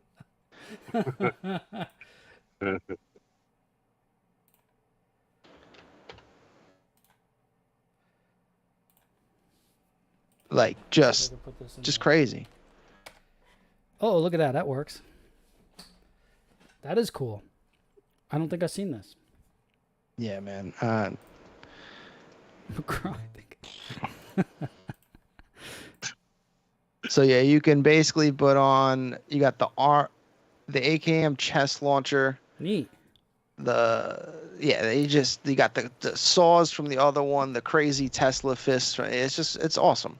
I just got the Pacific Rim comic book compendium. I didn't read it yet. Did you like the anime on Netflix? I started it and I didn't finish it. I think Singular Point came out right before Singular Point, and then I jumped to that. It did. And I just never went back to it. Now I did just watch the Resident Evil Netflix show. Let's not go there either. Okay. I haven't. I've heard it's so bad that I haven't given it a chance. I'm not sure if you can be just a fan of some. I mean, I'm not sure if you could just watch. I don't know how good it is if you're not a Resident Evil fan. You know, I'm so biased as a Resident Evil fan that I just can't accept it. So my opinion maybe isn't any good. I can be honest about that. So my question to you then, because I had brought this up in the Kaiju Live group, is Resident Evil the most failed rebooted franchise of all time? Because like they have yet to give anyone. Flash count? Flash. What? They ain't even putting that movie out now. Does that count? Well, I mean, yeah, no, but I mean like Resident Evil, like they just because the Flash TV show is phenomenal. Oh, well, that's was phenomenal. I mean, you know, it's had its issues, nice. but like Resident Evil has yet to even attempt, like, you know, usually, you know, they tried their thing with Alice, and Alice was a completely made up character and all that stuff, and it was successful box office wise. I guess every all single these movie have was, to be, yeah, which is a shame. But it's like, how does this stuff keep getting rebooted, and yet no one actually cares to just do Resident Evil 1 way it's just most wild recent to me. movie though, I didn't hate it. The most recent movie, I thought it was scary for one. yeah, some of the plot points they weren't like the characters in the games. Some of the plot points, maybe they were stupid. But overall, I thought it was very fun, and I really liked it, actually, and I saw it in the theater. And we can't pass this guy's comment, because it is one of my favorite moments as well, because he seemed really, he didn't want to give your Xplus. He had a $20 McFarlane Gorilla that he said was better than any Xplus that went out that year. And you know what? He's got a point that for $20, that was a very nice figure. All right, I mean... But... that gigantic Mechagodzilla is the bee's knees. I guess if you want to go plastic for plastic, pound for plastic, yeah, I guess. But he had a point, I thought, yeah. Yeah, again, that's... value is a piece of it, but you're not winning figure of the year on value alone. Yeah, like, again, and it's just we have two different collecting habits. Right. You know what I mean? Like, I'm way more into bigger stuff. Like, I am not... really an action figure collector anymore. But to be fair, that was a big figure. He was about 10, 12 inches. Absolutely. But I'm just throwing it at you because I'm trying to rile you up a little bit. Yeah, to me, you can't compare. And but I get his point though. It's like obviously an Xplus Mechagodzilla should be number 1 on your list because for that money, it goddamn better be. And that's and I think it delivered. Is the ultimate point. I fought every time not to buy it because I don't do gigantics. I fight every time. Well, the best. Yeah, see, it better. Yeah, no, but like he is right. But that's the weird thing with collecting though is like sometimes you do spend a lot of money, Craig. And the shit sucks. That is And like I don't want to take a shot at Mondo here, but like that's kind of my issue is like wait till the price point of that King Ghidorah when it drops. Oh, that thing is going to be... And, like, it's going to probably be around $400 to $500. Oh, yeah. I wouldn't imagine any less than that. Maybe more because that was a year ago since the last time they dropped a statue. Yeah, so it's like you're going to have... Different. So then if you try to use that argument, like, well, it's a $500 figure that should be number 1. It's like, dude, that's not even going to be in my top 10. Like, so it's... Yeah. And then on the flip side, though, you can have... a $30 figure absolutely blow you away. Mm-hmm. It really it's all this stuff subjective. That's why it's so great because like, and that's why I didn't. A lot of did people you do a vote after that to see who won for best? Who had the choices? Best squad? Yeah. Oh, yeah. No, was there a vote? I thought there was. Yeah. Yeah. Come on, my team was the best. You did have a great team. Great selection. Yeah. Was that 2020 or 20? That was 2020, right? I think it was 2020. Yeah. Yeah, no, because we didn't do it last year. Because of the whole, we had like the falling out with G Forever and all that. Was that last year? Or there was some heat before, earlier this year then? Yeah, it's been going on for a while. Okay. Like we tried to keep it cool with like Luminous and all that. And that's a shame because I do like Luminous. Very good YouTube channel. Good guys. Whatever. And that's kind of why I've always liked the Godzilla community. Like, don't hang out. Don't watch their channel anymore. Like, man, everyone likes who they like. It's all good. It's a shame when there's very little drama overall in a community. I'd say. The toy community as a whole isn't so bad. You do get, the people that comment, for example, the people that are always say they don't want Super 7 stuff because the price. Yeah. This figure right here is figure of the year material for the price. This Muckman from Super 7 is so amazing. And if you want to cry, this was a $45 figure though. This wasn't the $55 current price point. But you're also gonna have people like, go at this, be like, this is not worth $20. You're like, dude, the cardboard at this point is worth $20. I would agree. What are you talking about? Like, if there's any company I really, really love, it's Super 7. What they do is genius, I think. The Godzilla stuff is genius. The Turtle stuff is genius. The Thundercats stuff is so good. Yeah. And they're slamming us with it right now, and I love it. But I love Super 7 right now. Shout out to Super 7. Yes, hell yeah. I always not laugh, but like when you just have someone that's just a price scoffer at everything. it's like, dude, again, there's different levels of collecting, but. And am I a crazy person to buy a whole wave and sometimes 2 of each? Yes, I'm crazy. I mean, like, what do you want me to do? It's excellent stuff. Exactly. I mean, have you ever opened a Super 7? AJ? No, I have not. Oh, no, I don't. This is my first Super 7 figure ever. Oh my god. Oh, don't worry. All the Godzilla, all the Ultimate stuff, dude. The Shogun that they just put out, both of them, those are mine. The glow and the regular, yeah. Yeah, dude. That's. I'm sorry. This was a lie. I do actually. Their reaction Shogun glow in the dark. I have. And I told Kyle from Super 7. I said, well, I'm glad he just recently went on Ultrazilla's show, because I told him, we chat, and I told him, and I don't say that as like, just letting I'm not like messaging him off the street, in Discord we chat, whatever. I said, you need to go to Kaiju Live. I didn't specifically mention Ultrazilla, but I said you need to go to that Kaiju community, because those are going to be the people that you want buying those figures, whether it's the Ultimates or the reaction stuff. These are the people you need to be talking to, doing interviews, the Godzilla community, because these are the people that are buying the shit that you want to make, Sofubi or something. You want to make some kind of reaction that's Sofubi. These are the people that are going to be buying it. Yeah, absolutely. It's not going to be regular customers. Well, I mean, that's what Mondo did. Hector's been on cam. Oh yeah, Collect All Monsters. Hey, I'd love to have you on the show. I'll let them know. Again, but they had for me, the retro stuff that Super 7 does, I absolutely love. Yeah. I will buy you make this an Ultimate anything, I'm getting it. They're like the new wave of reaction stuff they put out. Like, for me, that's just not for me. Like, that's not I'm gonna collect them all thing. That's not like what Mondo did. It's different. It's more. Yeah. What if the way I take the reaction stuff is, unless it's specific, like that Marasan is a very specific reaction figure, right? But what they're doing with the reaction stuff is they're taking figures and they're going, okay, what if Kenner made these figures as fun? And I like that. So it's a stylized take on these Godzilla figures. The card art is amazing. I like that. And the only reason I didn't buy them yet is because I knew I was going to be blowing some dough at Comic-Con time. And I did blow some dough at Comic-Con time, so I will be picking some Speaking up at some of, point. are there reaction glows? Were those Comic-Con only in-person exclusives? But no, they're online now. Let's check right now and see if they're available still. Yeah, if they're online right now. I know the Lion-O is still available, but I don't know about these glows. Ooh, it's still available, this one at least. You better go get them, because we're doing it right now. Shipping for me was, I think... we're doing it live.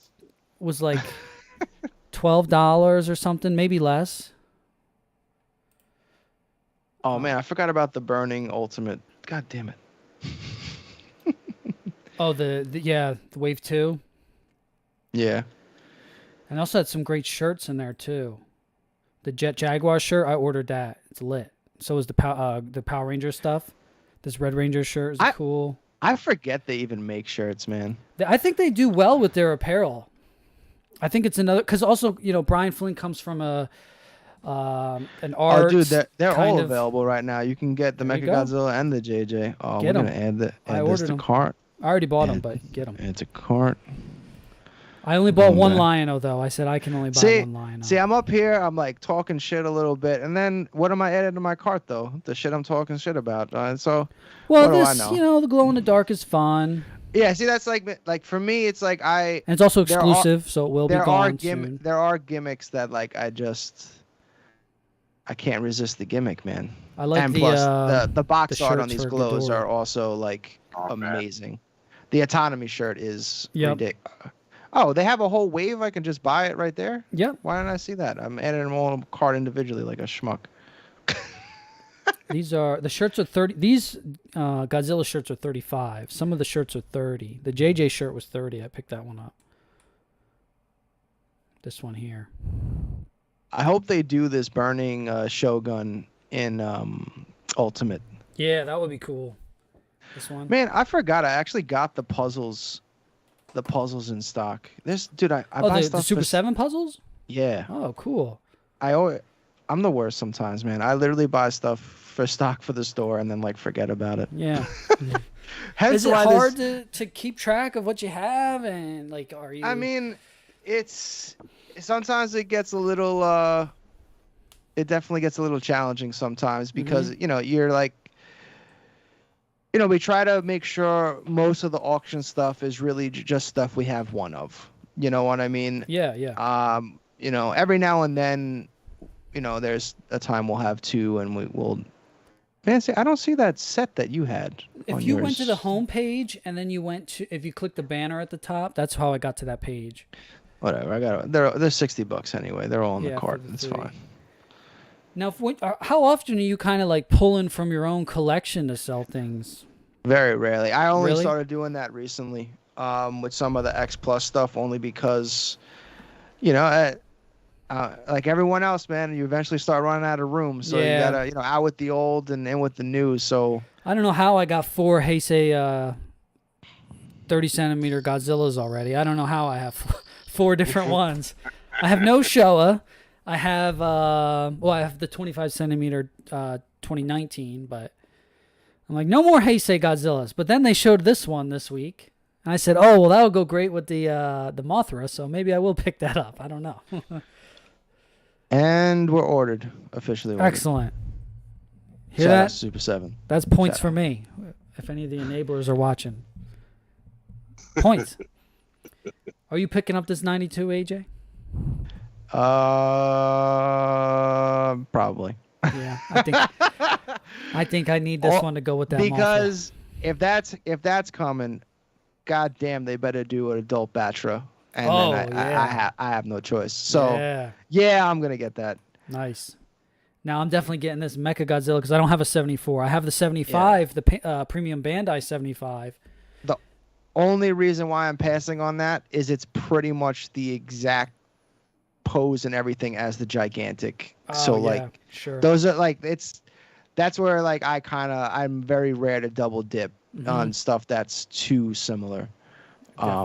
But if you don't have a 30-centimeter or like the originals 74 or the gigantic, then I mean, hell yeah, you better be pre-ordering that. Yeah, I'm gonna be. Is there anything from Xplus they haven't released that you're still looking for? Or I guess, you know, any company. That gigantic Kong, man. Oh, you really? Wow. Yeah, dude. If the Rick Extra is on the arm where he's holding up the Mechagodzilla head. Oh, that no, because the way he's roaring straight up makes me think of that shot with the Mechagodzilla head. So like, if they do that, I have no choice, man. Yeah, but my biggest issue with it is the scaling, though. Why is it's kind of big? Either they're making a insanely bigger Godzilla for 21 gigantic coming down the pipe, or Jesus. That Kong just is gonna get scaled down when they eventually like 3D scale him or something. Because I mean that happens a lot of the times too. Innocent is a witness. I get those points. Innocent is in the enablers Discord. He knows what's up. That's when you have the Ferris wheel. Oh my God, that's like when you mix your hobbies. If you're a model kit guy or a train guy, you get one of those big Ferris wheels. Yeah. And you do it yourself. But like a lot of the time when people are sculpting prototypes, like it is bigger on purpose and then it gets scaled down. Yeah. So like, people jumping at, oh my God, why is it so big? Mm-hmm. I mean, if it ends up being that size, I'll have a problem with it. But I'm going to go out on a limb and say there's a good chance that gets scaled down. Okay. Yeah, and I also might be in on those Shin Ultraman figures if I like this movie, because that's the thing with me. I'm a person that like needs to have an attachment to the movie. So if Shin Ultraman is banging, man, I'm gonna be down a rabbit hole with Shin Ultraman. Mm-hmm. Yeah. Yep. And that's another thing. Let me just say, because this crocodile statement just the CGI wasn't bad in that Resident Evil Netflix show. I would say the CGI was actually pretty good with the monsters. It wasn't awful. And it wasn't bad. I would say it was pretty good. Look, I'm not gonna reveal anything here, but Spiral is doing a crawling King Ghidorah, so I thought that was a rumor already out there, right? Crocodile Godzilla might not be too far away. Yeah, that's not a bad idea. Yeah. Which creature, Kev? Yeah, One up top. Which one? This thing? Right there. I don't know what this is from. That's one of Ray Harryhausen. Is that Jason and the Argonauts as well? Is that one of the demons that I don't know this. that comes down, or is that a different movie? Oh, okay. The Mighty Joe Young is awesome too. Oh dude. yeah, Lions, that's pretty cool. That might be one that I absolutely have to grab. That Kraken bust, depending on the price. Oh, Black Lagoon. Okay. Yeah, these are cool, man. Yeah, I'm not doing none of this, but. And what you were saying about Ultraman, you know, I would love. They put out the Gridman figure. There was a Japanese Rick exclusive, the Gridman from what it was here, Superhuman Cyber Squad, whatever. Mm-hmm. I would love for them to go deep on those monsters because those monsters in that show are awesome. And then they have mecha versions of those monsters. I would love for them to do more, but that's not going to happen. That show wasn't super. Yeah, well, it was only one year. I've always been blown away with Ultraman for the sheer fact that the Kraken, Kraken. Ultraman's the OG, right? Oh yeah, definitely. And yet, as many times as it's tried, it has never really become popular here. Meanwhile, Power Rangers, I mean, our generation, just hit a certain. It's just So like, I kind of have the feeling that Shin Ultraman has that chance to Kick if something. that movie's really good, and from the sounds of it, it sounds like it is. We might finally have Ultraman here. Yeah. Which is just bring on more monster movies, man. Monster movies. It's so weird because, remember back in the day when, comic book movies were considered dog shit? I do. Like, silly-ass comic book movies. They were always just trash. And then, my wallet is always in trouble. Now it's, comic book movies are the only, only time people even go to the movies anymore. Yeah, pretty much. And now you kind of have, the monster movie resurgence as well. So who knows, man? Mm-hmm. So Shin Ultraman, I hope it gets. I hope it gets a big release. Yeah, or hits one of the big popular streaming networks like Fast in the U.S. Because that's all it takes, man. You get that hashtag going, people start talking good. Yeah, that's it. I haven't watched any of that new Gridman, but I'm talking. I want that. Well, I don't know what year it came out in Japan. I forget, but that '90s Gridman, I want. That Cyber Samurai. That's what I want. This set is nuts. 100% buying. Not really. The 73 Godzilla sculpt could be better. Yeah, again, this is probably a prototype, so I'm not gonna go nuts about it. But I don't care. I mean, it's gonna be under $100, and I'm good. That's fine with me. Are we talking that Fantastic Four movie that was never released? Because I've seen that, and it's pretty awful. Yeah, that's. I didn't even see the most recent Fantastic Four. You don't need to. Yeah, I didn't even. You don't need to. I haven't seen Morbius. I'd like to. I haven't seen Morbius, but I probably won't. I'll wait for that to come on streaming. I'll probably watch that. Yeah, that's got to be soon. The hypest thing about the Wakanda Forever trailer is I'm pretty sure they're introducing Doom and those military guys. That's what I've heard people say. From Von Doom, man. That would be amazing if they. But I don't think he's gonna be a villain in the movie. I think this is just kind of at the end it will be revealed. You'll see the Von Doom Industries, logo or something, and it's oh shit. The only reason I don't think so is because Marvel is never every movie has or a lot of the movies have had those little teases of something crazy will be a tease that will lead to one of these characters we love. And it's never happened. So that's the only reason I'm if I got to see the movie because I don't think so.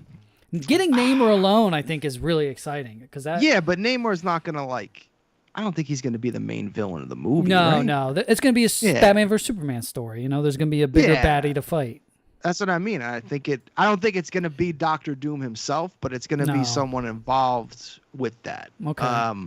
Yeah, I wonder what the villain will be. Because they announced the Fantastic Four movie. They did announce the villain. It's that you gotta. Character. You got to build up to him. Yeah. And God, if they ruin him like they've ruined Ultron, I'll be done with. I'll be that done was with a Marvel. 'Cause weird. This is it. This is the last villain for them, honestly. You got Kang, and then you got Doctor Doom. If you fuck them both up, it's over. Yeah, they don't. The problem, they keep killing their villains. What was the most recent movie? Thor. You know, they Bad. don't have a lot of great villains besides Magneto and Doctor Doom. And well, X-Men has a slew of great villains, honestly, but they don't have too many other than what X-Men brings to the table and Doctor Doom. So they got to be careful a little bit. Where do they just tease MODOK? Ant-Man. Ant-Man will have MODOK, which is unique, at least. Yeah, and hilarious. But did you see Thor: Love and Thunder? We did, yes. What'd you guys think? I just, you know, it aside comes from back to Christian the. Bale as the God Butcher, I don't care about anything. Oh, you else haven't that seen happened it? in them. Oh, you no, did I see it. have You seen did. it. Oh, No, I okay. did. I'm just saying, like Christian Bale as the God Butcher was. You know what was a neat way that somebody explained the movie? Everything else was just like. Give you Galactus. Yeah. Yeah, if doing a proper Galactus and Silver Surfer would be fantastic as well. Yep. Which I kind of feel like they've been kind of leaning into with all the elementals and all that stuff. Yeah, I mean, where does the Eternals pay off other than something like Galactus? That's what I mean, yeah, because other than that, who cares?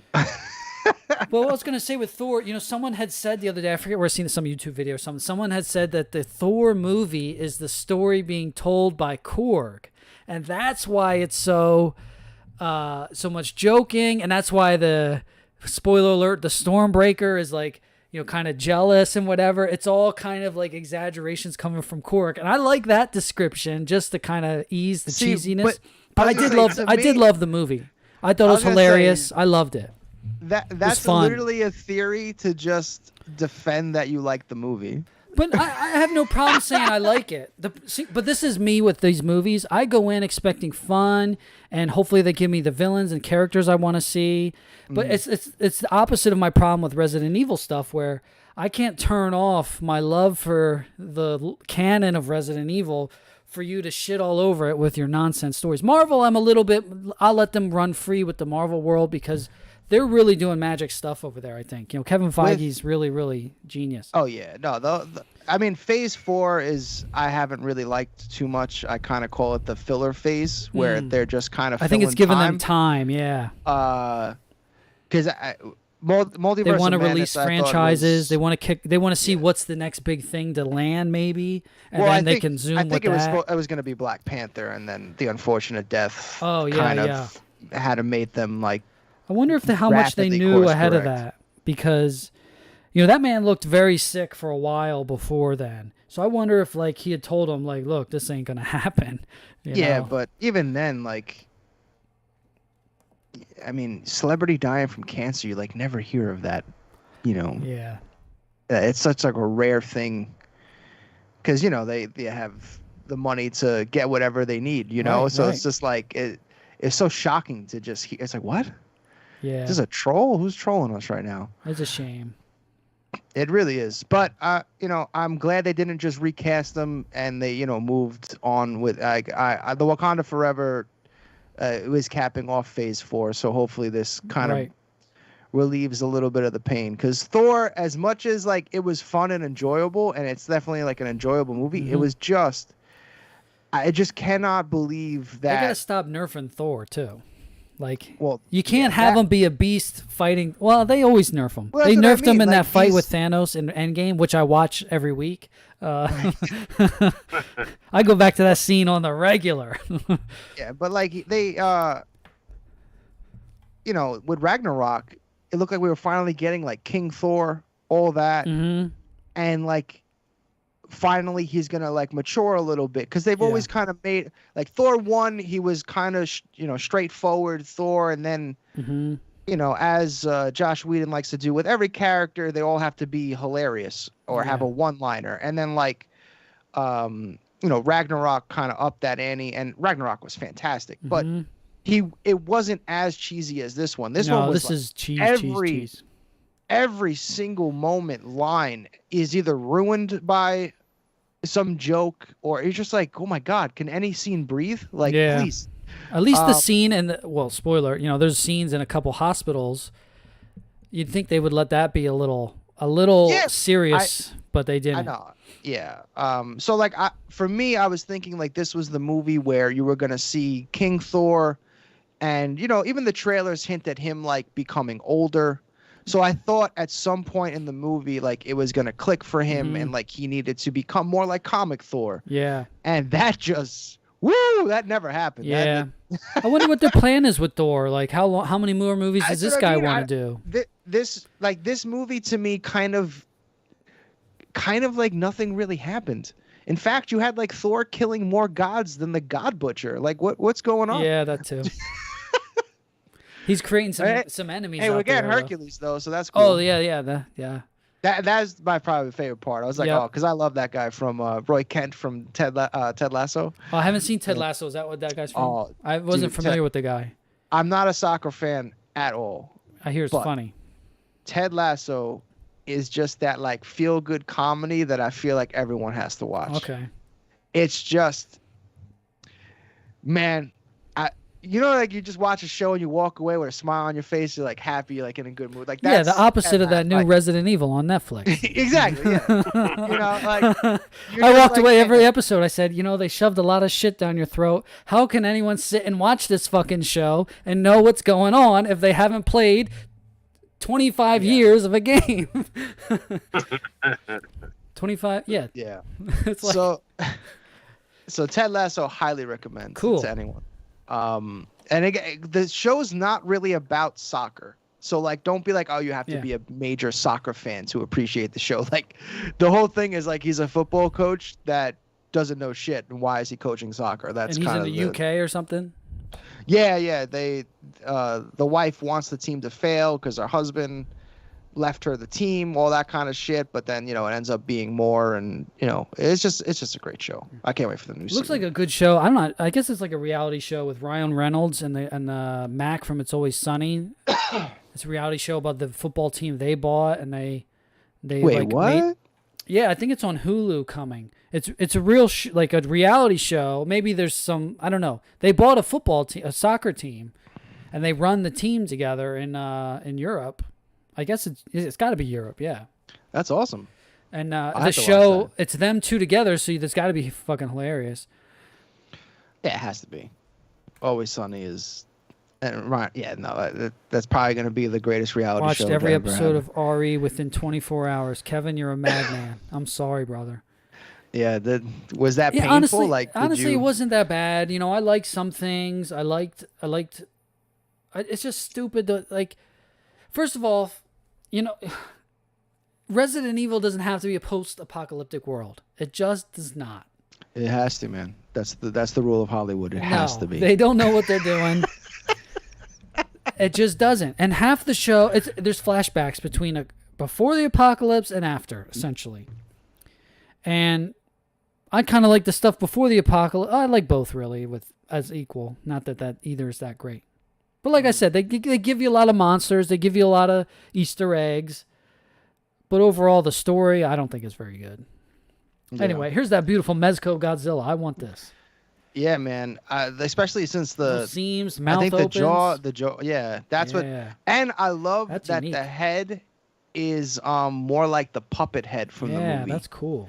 Like that's such a cool little deep cut. You don't see that often. Makes it stand out from all the other 89s that have been, kind of coming out. And when I see stuff like this, I go, it just sucks that everyone's making. It sucks for every brand that everyone's just making this stuff. Not one for my wallet, but two, maybe people are going to decide which one they want. Not me. Yeah. Daddy's getting both. Super 7 and this one, I'm like. Well, it just sucks that there's just so much that. I mean, good thing is this ain't coming anytime soon. Don't even worry. Oh yeah, no chance. I can't wait for the gigantic, the 18-inch from Mesco. I'm very excited to see how that comes out. Oh yeah, I didn't get that. I draw the line on that one. Even though it looks amazing, I said, nah, this just isn't for me. Because to me, that's that perfect combination of like. Are you talking about the zombies in the show, man, running? Yeah, it was bullshit. To me, it's like the perfect combination of like the that high-end blend, but it's a toy. You know what I mean? Like, yeah, it looks great, and I wasn't mad at the price. There are I some thought things where like I just want the toy, man. I want to give this to my daughter and let her go nuts with it. yeah, my daughter loves all my Hedoras. The That's big her favorite. ones, the little. She'll take them, lay them down, put a blanket on them. And I got all the these YMSFs over here. She loves taking these down. That's amazing. She's 2.5, so. Abby's all about she just still loves King Caesar, man. King Awesome. Caesar's her favorite. Oh, there's your elusive that blue, blue man. bastard. Oh my god. Well, we'll give you Some 2 of the of this- 3. Why not? What the fuck? Well, again, green is my jam, so I'm pretty exclusive. excited. Like, there's nothing in here that says. First, this is a 5 points Excel, which is the regular DAM set the Excel. Yes. Okay. Yeah, the whole Godzilla line, they introduced the XL for them.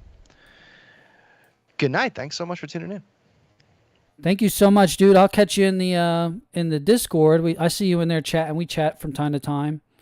Very nice guy on there. Invite me into this Discord, man. I will, dude. It's the Enablers Discord.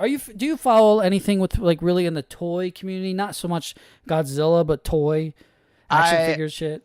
I used to, but once I started Kaiju Live and really like after the whole pandemic thing with my job, all that, I really just like dove in head first, like, you know, just laser locked on all things Kaiju. So I've kind of fallen out of the loop. Lean into your niche, right?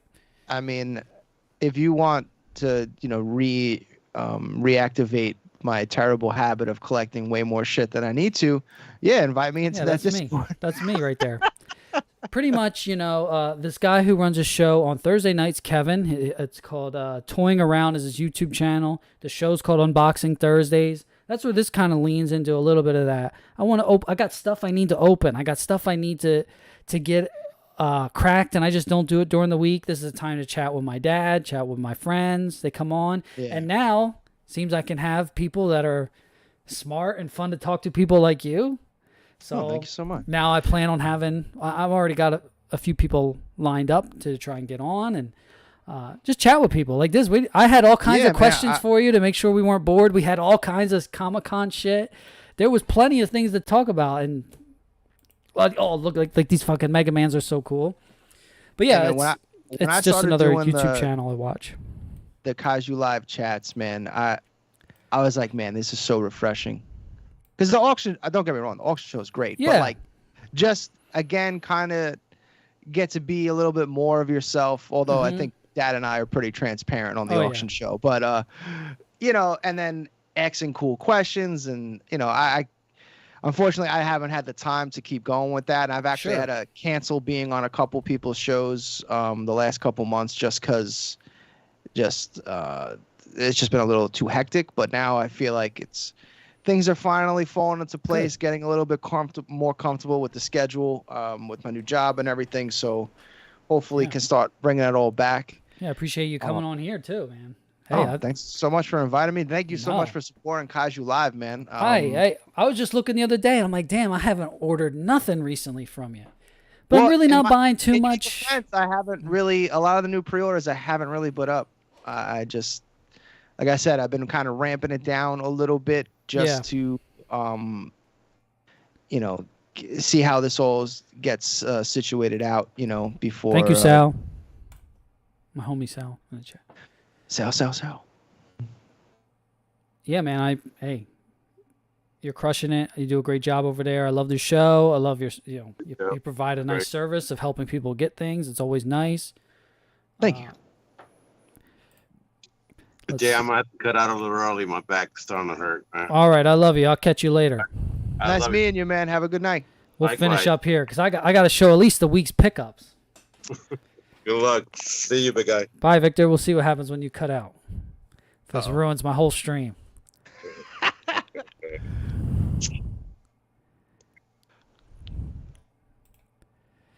Nice. Oh, there we go. Yeah, the green screen of death, baby. It's like Xbox, like the red ring. Yeah, anything can go wrong. We're like layered on each other. What's happening right now? What's happening? Oh, I'm not even looking at the I'm looking at you on what I'm seeing. Wait, hold on. Oh, no. the green Okay, on your end. Hold on one what second. I'm seeing is crazy. Okay, never All mind. right. Live, we're fine. I'm sorry. Yep. Oh man. I guess when someone joins or quits the call, sometimes the Skype goes nuts. yeah, that was OBS hilarious. loses some functionality. I just got to stop and restart my camera. But That's this week's funny. pickups, we got to show the pickups at least, even though it's getting late. But we got the Mafex Venom. This is my big items this week. Nice. Oh man, my name's Victor too. It defaulted to me being Victor. Oh on the screen. no! That's hilarious. Turn it off. No, that's fine, dude. They're not gonna know you're not Victor. And also got the Spider-Man. These were recent re-releases from Mafex. These are kind of out of the blue last month. They boom, pre-orders came up. I said boom. And Mafex shit sometimes is annoying to buy. You got to pre-order that early. How would you rate like Mafex versus Figure like arts? SH figure arts? Yeah. These are my first real Mafex figures. The only other Okay. Mafex I've gotten is a translucent Darth Vader. And when it's a translucent plastic, it's probably not a good comparison. But I will be cracking these, and I will find out. Because I got lots of figure arts. For example, I love the Kamen Rider figure arts. I got one. I got a few on the way. Oh, and I also got the Bee Fighter, Black Bee. That's badass. Yeah, hopefully SH Figure Arts re-releases these, because these are from 2013. And I just scored those from Mandarake not too long ago. But I hope they re-release them, because I would love to get the one I'm missing and other shit that they never made. I'd love them. They seem to be going back into that Bee Fighter catalog. So Beetleborgs type shit. Also Sweet, just came man. in today, this Darth Revan from Star Wars Black Series. Damn, dude, the freaking box day you had, or box week. Oh, yeah, this is a big... Today was actually a decent day. I had two big things. This came in. Oh, shit, what is that? That's the manga spawn from McFarlane. This is also the hard part. Like, how can you show this without getting a glare? Oh, that's just impossible. That's just a nightmare. Yeah, like you just kind of don't even let it bother you, because it's impossible. Because if you get a ring light, any light, it's just gonna bounce off the plastic box. Even on our show, I actually have all the boxes facing the cardboard side, because there's no way you can do it. Okay. Dude, so how big is that figure? That's like what, 12 inches? This might be like 10, maybe 12, but yeah, it's big. That's awesome. It's pretty cool. Yeah, what happened with this was, I mean, I don't know why. I'm out on McFarlane. I'm out on Spawn just because I collect so much stuff. I've recently stepped out of Spawn because my dad collects it. If you see behind him, I don't know if he had the Spawn stuff right behind him, but he's getting all that. So I'm like, okay, you get the Spawn and I won't. But this one, they put this up and it was the wrong price on Target when it first went up. So these are supposed to retail for $40 and they put them up for $25. So I bought one for me, one for my dad. And I Can't said, beat fuck that. it. Yeah. Someone messed up, put that up for the Yep. the And they wholesale didn't, price. I thought they were going to cancel my order. They did not. And then the last thing is, had to have something Godzilla for today, right? This came today Oh, snap. from Crunchyroll. It's the red Evangelion model kit for the Kiryu. Mine better be showing up soon then. I ordered it from Crunchyroll because they had some kind of stupid sale, like 20% off or something and free shipping. I said, this is, Yeah. I have the blue one, and I'm not a Gundam guy. I've never put together a real model kit like this is, but this might be something fun to do on a stream or something. I was gonna say most of that's Venom is all. sick. It's all red though, right? So for the most part, you really just have to paint like the highlights. I don't even know if you need to paint anything really. I mean, unless you're looking to go balls deep. No, you always gotta go balls deep. I love watching those dudes that do go balls deep. I love those YouTube channels, the guys that, and actually right down the street from here is a big time Gundam store. Oh, all right. Yeah, so that if I need stuff for this, I just gotta go right down the you're street in the right and get spot already. Yeah, to get advice or whatever. that's awesome, man. Yeah, I mean it comes in pretty different colors. The hands are different colors. Let's see if there's anything. Great. Now that you're showing There's this on your silver show, or gold, so I don't think I have to paint it Nice. really. now that you're showing this on the show, people are gonna be like, "Where's mine? I'm sorry. Where's that pre-order coming in?" Look, Where is it? Where's my toys? I don't know how Crunchyroll got these. I wasn't gonna buy it until they had a sale one day. I'm like, That's awesome, man. let me get that. I actually have the blue one downstairs too, and I have one for my buddy that he needs I to think come that's pick one up. of the last remaining Godzilla things I have from Diamond. Okay. Like I'm coming to the end of my like stuff from Diamond, and What let's about the just Super 7 stuff? Is that from Diamond? No, that's Oh, nice. Entertainment Earth. Ooh, so we should get those in nice, timely fashion. Because you know what I got Well, for that's you I is the I Power switched. Rangers. So then there you go. So like, well, no, I just switched to Entertainment Earth on Super 7. okay. So shit. Now that I gotta check, I don't know if the Power Rangers. Oh God, Oh. great. The Power Ranger stuff might be from Diamond. Well, as long as you get it, that's all. Oh yeah, no, I'll Yeah. get it. It's just when will we get it? Yeah, you know. I mean, that 'Cause they won't Power let me- Ranger they won't stuff let me is like cancel it. what I'm most anticipated from Super 7 right now, I think. To see how that Yeah, man, Goldar looks comes out and the well, the Dragonzord's Wave 2, but the Tyrannosaurus Wave 1, that should be sick. T-Rex Sword, yeah, I need it. Need it. Yep. Yeah, I'm hyped for that. My favorite thing from Super 7 though is their like their Super Cyborg line. Yeah, I haven't gotten the Dragonzord yet. Their Mechagodzilla coming out. I just told take him. money. Take all of them. I told him that is going to lean so good into what the They Godzilla do. people want. Oh, Translucent, it's so Fubi-like, the size, give the me a price glow. will be nice compared to some other shit that you'd have to import. You Do know, a Mecha King Ghidorah next. and it's not just the chest; it's going to be the arms come off, like several pieces come off on that one. It's going to be awesome. Oh yeah, I need it. And just take my money. yeah, that one's going to Just be take it really all. cool. I told him that is one. Make sure you buy a lot or make a lot of those because they're coming. I think that people will really, really enjoy that because I like the translucent Megazord. I have that, Same. I love it. and Like- I didn't order the Dragonzord yet. Same thing because of the Comic-Con. I said, it's just I'll wait. I hope is it 74 or 75? Did they say yet? I don't I don't know. Because it would be super cool if it had the 75 brain head Oh, yeah, I like don't that know you if it can see does. through. That would be wild. If it doesn't, I mean, hopefully they can do a 74 and then a 75 very quick after that. I don't mean, know, but there's subtle differences. I don't know if they'd resculpt it, but whatever. Just give me the. I'll double dip if you give it a robot head. I don't care. I'm definitely getting that. I also said, I'd like it for some way. I don't know if they can do it vinyl. I don't know if they have to do it in the Super Cyborg line, but I would love to get Power Ranger monsters in that scale too. I don't know if they can do it one way, somehow, because we're not getting it anywhere else. So Yeah.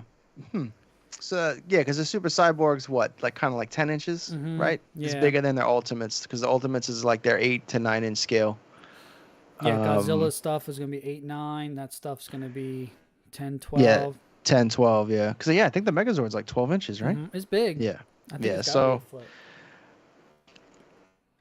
Yeah, it's always weird because like certain villains just don't sell. I know, that's why you always get fucking Pudgy Pig and King Sphinx over and over. It's like, Yeah, those characters are great, but I want those other ones too. It's like even if you just take Power Rangers like Gen 1, I mean, Season 1, just give me season 1. Everyone is releasing season 1 stuff. Everyone in their mother. You can't avoid it. But I brought in all the 3-0 stuff, and I gotta say, as a hot toy collector, I'm very impressed with the 3-0 articulated figures. Yeah, I picked up the Red Ranger and the Black Ranger because they were on sale somewhere, and yeah, I like them. Well, if anyone's watching, stay tuned because I have quite a bit still in stock Oh of my God. You got Lord Red Draken, Ranger. right? Yes, Draken. So there's gonna be. Well, we'll see. There'll be a nice little sale on it. Uh-oh. Yes, Green Ranger for life. Ray, what's up? What up, Ray? You piece of. No, I'm just kidding. I love Now you. Ray is over in Philly, right? Yes. Well, no, he moved. He's closer now. Ray He's just closer bought to a you? house, ladies and gentlemen. Shout out to Oh, Ray. damn, he was in the Exactly. Philly area for a while, wasn't he? Yeah, he was. But are you still in Philly now? Oh wait, I'm sorry. Well, I'm ridiculous. He lived in Pittsburgh for a while. Now he's back. Okay. Yeah, I because got the P's confused. I haven't had a get together of any kind in a while, and I need to because once that baby comes, it's gonna be lockdown again. But yeah, I'd definitely invite you and him. I know it's a bit of a ways for you, but for him, hey, 15, 20 minutes from Philly. So. Well, you're in Jersey, right? South Jersey, yeah. Right Man, outside of I've gone to Red Bank and stuff. It's fine. But Red Bank's much closer. I gotta drive an still. hour and a half to Red Bank, you know. No, we definitely got And with a meet kid, up. you know, you never know. Oh, I know. The kids, people don't realize, man. It's not even like I can't do it. It's more like, well, I don't want to inconvenience anybody by leaving them to watch the baby or whatever. It's exactly like when you can finally be like, hey, I'm going to have a gaming weekend. Yeah. You know, you're asking a lot. When I'm doing toy hunts, though, I go, look, I'm taking the baby. I'm going on toy hunts. Me and my dad. We're running to a couple stores for a few hours until she gets tired, and then I'll be home. Yeah, well, I mean, if you're going to give your significant other, you know, alone time, they're never going to say no to that. Yeah, so I can go hunt for toys every weekend if I want, because I just take the baby. Abby's finally starting to get the hang of Mario Kart, but I don't know if I can start bringing her to any video game parties just yet. Oh, yeah. Yeah. I haven't had a big get-together since right before my daughter. Well, no, I had some people over at some point. But just coincidence, I had a big get-together. My friend who did live here, he moved to France for his job, was in town. He was here. We got to play. Team Don't Ever Stop was together for the first time in a long time. Awesome, man. And then my baby was born just a few days later. This was February 2020. And then I was off for a few weeks and didn't go back to work. And then I never went back to work because, I work from home because the pandemic hit. So yeah. And then I haven't done anything ever since I had the baby. So pretty much. I mean, I go to movies and hang out with the guys. The sometimes. Video game party before Abby was born, Ray, his brother, and some other people literally made a grave memorial for me. That said like "Here Lies Rapzilla," and it had like old pictures of me from the tournaments and stuff. Oh man, the good old days. Yeah, I miss going to some tournaments and just packed room watching those finals. I hope to get together with the guys actually for August 5th is my birthday. That's Evo weekend. That's PowerCon weekend. We might be watching some Evo that weekend. Yeah, like I was disappearing. Yeah, like it was like Back to the Future. But yeah, I just, for me, it's just there hasn't been a Mortal Kombat game to like, and I really like the Injustice games. Injustice 2 I loved. Me and Ray probably the only one from like our crew of gaming buddies that really like just played Injustice 2 the most. But it was never the same because like the same, like our group of guys really weren't into it as much. We never really went to, we stayed strong with the fighting games. And I would say, despite the growth of the fighting game scene the last 2 years, which is crazy, but to me, the tournaments have been whack because they're all online. I say, I don't give a shit about your own. I'm not watching. No online tournament is a major if it. I mean, no tournament is a major when it's online. I'm not interested. So Evo being in person is going to be huge. My wife is a beast at Injustice. All right. Maybe. You want to catch this Batman? No. Ray's Supergirl. Ray, have you played the Power Ranger fighting game? I just picked this up. Battle for the Grid. Yeah, we need to all get in. Like when Giga Bash comes out, we need to go hard. Is that a Smash style game or is that one-on-one? No. It feels honestly, it feels more like Destroy All Monsters. For the record, Ray sucks. Destroy All Monsters. It feels like Destroy All Monsters Melee, but like polished, like very polished. So multiverses. Yeah, we had played the demo on our Twitch channel that Ray abandoned. Thanks, Ray. Yeah, I was gonna say I haven't seen any game streaming lately. So that was supposed to mainly be Ray's thing. Ray wanted to stream the games. I don't play enough, don't have the time. Yeah. But then Ray got a promotion at his job, and it's just between the two of us. Because it was crazy, man. The Twitch channel like blew up really fast. Thank you, Jessica. Thanks for stopping by. Have a good night. Talk Atari 2600. Nice. That's what's up. I've got one in the basement. Get some Centipede going. That's what I had back here on this arcade of a Centipede running. It died. The battery died. Oh man, Centipede, Asteroids, the classics. But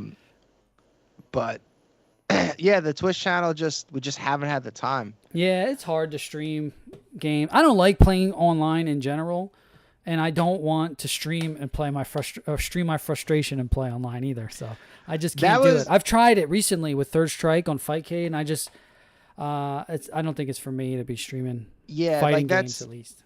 It is very hard for me as well. Because like when I get the whole meme, like when you get serious, you sit up and you lean in and you're like, yo, okay, let's go. But like, so like when those moments happen in games, even when we're raiding in Destiny and stuff, you're like, all right, we gotta get super fucking serious. Like I forget that I'm on stream and like you need to like engage and talk but on a show. So like I never really grasp that aspect while playing, because like when I play I get so laser locked unless I'm drinking. The only way I could do it is if I'm drinking, because then like I'm just a different person when I drink.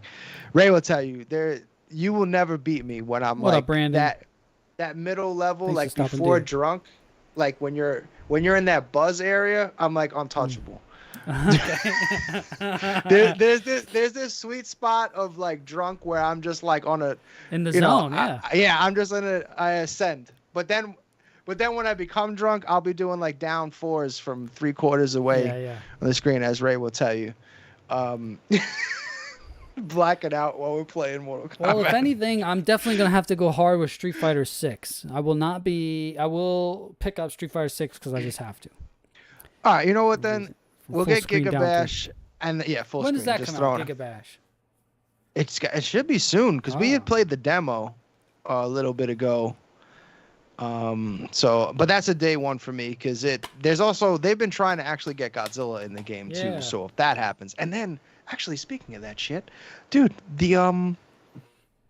that multiverse game. Did someone just bring that up before? I think Ray says he's playing it. The multiverse game. The rumor is, because it's all like WB stuff, he's putting that Godzilla and Kong are going to be in the game. August 5th. That happens. You're telling me there's a fighting game with Batman, Godzilla, and the Iron Giant? Oh, I'm gonna be maining the shit out of that. And I haven't played it. Is it a team game? It's very much like Smash. Oh, okay. Smash. I never played Smash seriously or anything, so I'm not too up on the high level Smash play. Whatever. I mean, I'm not. It's 2v2 Smash. Okay. That's pretty cool. No, yeah, it looked like it was good from when you were playing it, Ray. Ray was in on that demo squad. Very cool. Yeah, I mean, and they got all the voice actors, so it's not gonna be like the Nickelodeon game. That's what the Nickelodeon game. Yeah, that seemed like that. It missed out on that, like not having all the authentic voice actors to really like make you feel like you're playing those characters was kind of weak. Brandon, are you playing Power Rangers? I got Power Rangers. We can get that Power Rangers in. You want this Ryu? I play Ryu, Red Ranger, Green Ranger. Surprise. Honestly, those two characters play the same though, so you don't need to learn new combos, I don't think. What's cool is like they put in the comic characters like Dracon. Yeah, that's dope. Yeah, Rita Repulsa's in there, and that's a more recent DLC character, and Lord Zed, and I mean it's pretty sick. Dragon Zord is a assist type super thing. I like it. Oh, when does Multiverse actually like drop for real? Oh, is just a demo so far? Yeah, it was just a demo so far. I've been meaning to play the new Turtles game. Also, we haven't played that, but wait, Multiverse came out today? Oh, wow. All right. You want open beta? Oh, okay. Man, Ray with these goddamn Ray lies, unbelievable. Always. Yeah, Man's sometimes always for lying. me, I wait for. I start playing things, and I wait for that tech to come in. I said, "Where's the tech? Let me." Especially for games now, I don't have time for learning things. I like playing Ryu, for example. Ryu doesn't change, so I can pick up Ryu in the next games and just go. Yeah. See, I'm the opposite. I was always like the tech guy. There was no better time, man. Just sit in the lab and MK9. Oh, yeah. When I had that time, it was beautiful. Now, just spoon feed me how to do the infinites. Yeah. And I'll take it from there. let these younger kids figure out the tech so I could just pick it up real quick. Yeah. I play on PlayStation mainly, PS4. Is that game crossplay, by the way, the Power Ranger one, or no? I don't think so. I'm gonna assume, but online optional. Thank you, Ray. Batman No is in the idea. game. I know. Thank you for that amazing information. Batman is in the game. Is that on every console? And PC, I assume. I don't know. I mean, worst case, I'll just get it on Switch. I'm assuming it's coming to Switch. There's no way it's not. It seems like Switch is just. But then I'm like, I don't want to play. It depends on the game, I guess. If I play, do you play arcade stick or you play pad with your MK? Hitbox. Oh, you hitbox. Very cool. Yeah. Where's my boy Sal plays hitbox. I don't know if he still plays hitbox, but he was playing hitbox.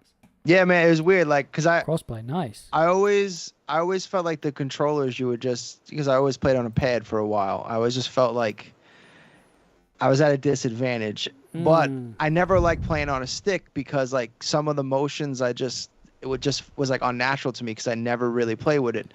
So it's like, let me try. Preferred pad for MK, especially. That's when pad was starting to come back though with or start or whatever you want to say. No, don't get me wrong. You could still Hitbox play was that MK on. Yeah, Hitbox was next level. When you finally because I was like, man, I love smashing the buttons. Like, I love like the blinking of the buttons and all that stuff. I was like, this is great.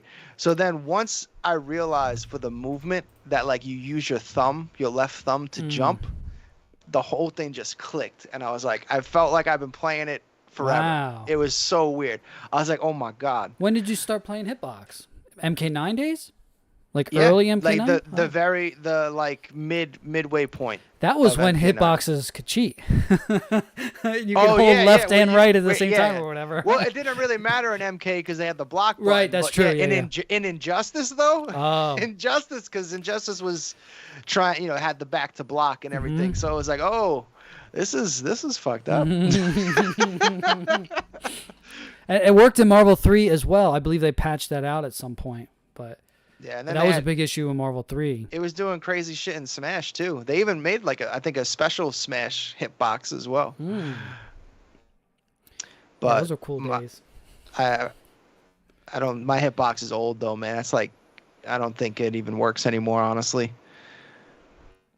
So might have to buy a new one if any of these games turn out to be pretty sweet. Worth grinding, yeah. You ain't gonna have time to grind, dude. Come on. No, it's not that. It's more just like there really just hasn't been a fighting game since Injustice 2 I seen to your really stick, like Ray on your stream, yeah. The keyboard stick. There just really hasn't been a fighting game because I'm very character driven. Like the reason why I'm not really into Street Fighter is like I don't really have an attachment to any of those characters like I do with Mortal Kombat. So like Reptile not being in the game, I'm already like 50% disinterested. I enjoy Mortal Kombat, but I definitely more of a Street Fighter guy when it comes to and that, I don't know, the nostalgia or whatever. It's Street Fighter, yeah. Yeah, I just, for me, Mortal Kombat just clicked more with me. I just loved its nonsense, cartoony blood. I don't know. It was that perfect blend of like horror, comedy, and fighting, I guess, for me. But I mean, I'm not sitting here shitting on Street Fighter. Just I just it never was something that I played a lot of. But hell, I'll pick up Street Fighter 6. Why not? We'll jump in there. We'll jump in. Right now, it's like the only thing I'm really thinking. Might even force me to buy this PS5. Street Fighter vs Tekken. Yeah, I played that. I mean, that was another game that didn't last long. Nah, no, that game like it came and it died like instantly. Yeah, it had it had an update that they pushed for a 2012 update or 2013, I believe it was, because Street Fighter had a 2012 update, and then the next year, Cross Tekken a 2013, and it just I think the problem is the gems they tried to introduce. That was the biggest issue. I don't think it was the game itself. I think you give people they definitely gave people too many options in that stupid game. Because there were hundreds of these gems that you could assign. It just made tournaments complicated. It was silly. Exactly. It's to the point where it's like, all right, just ban them all.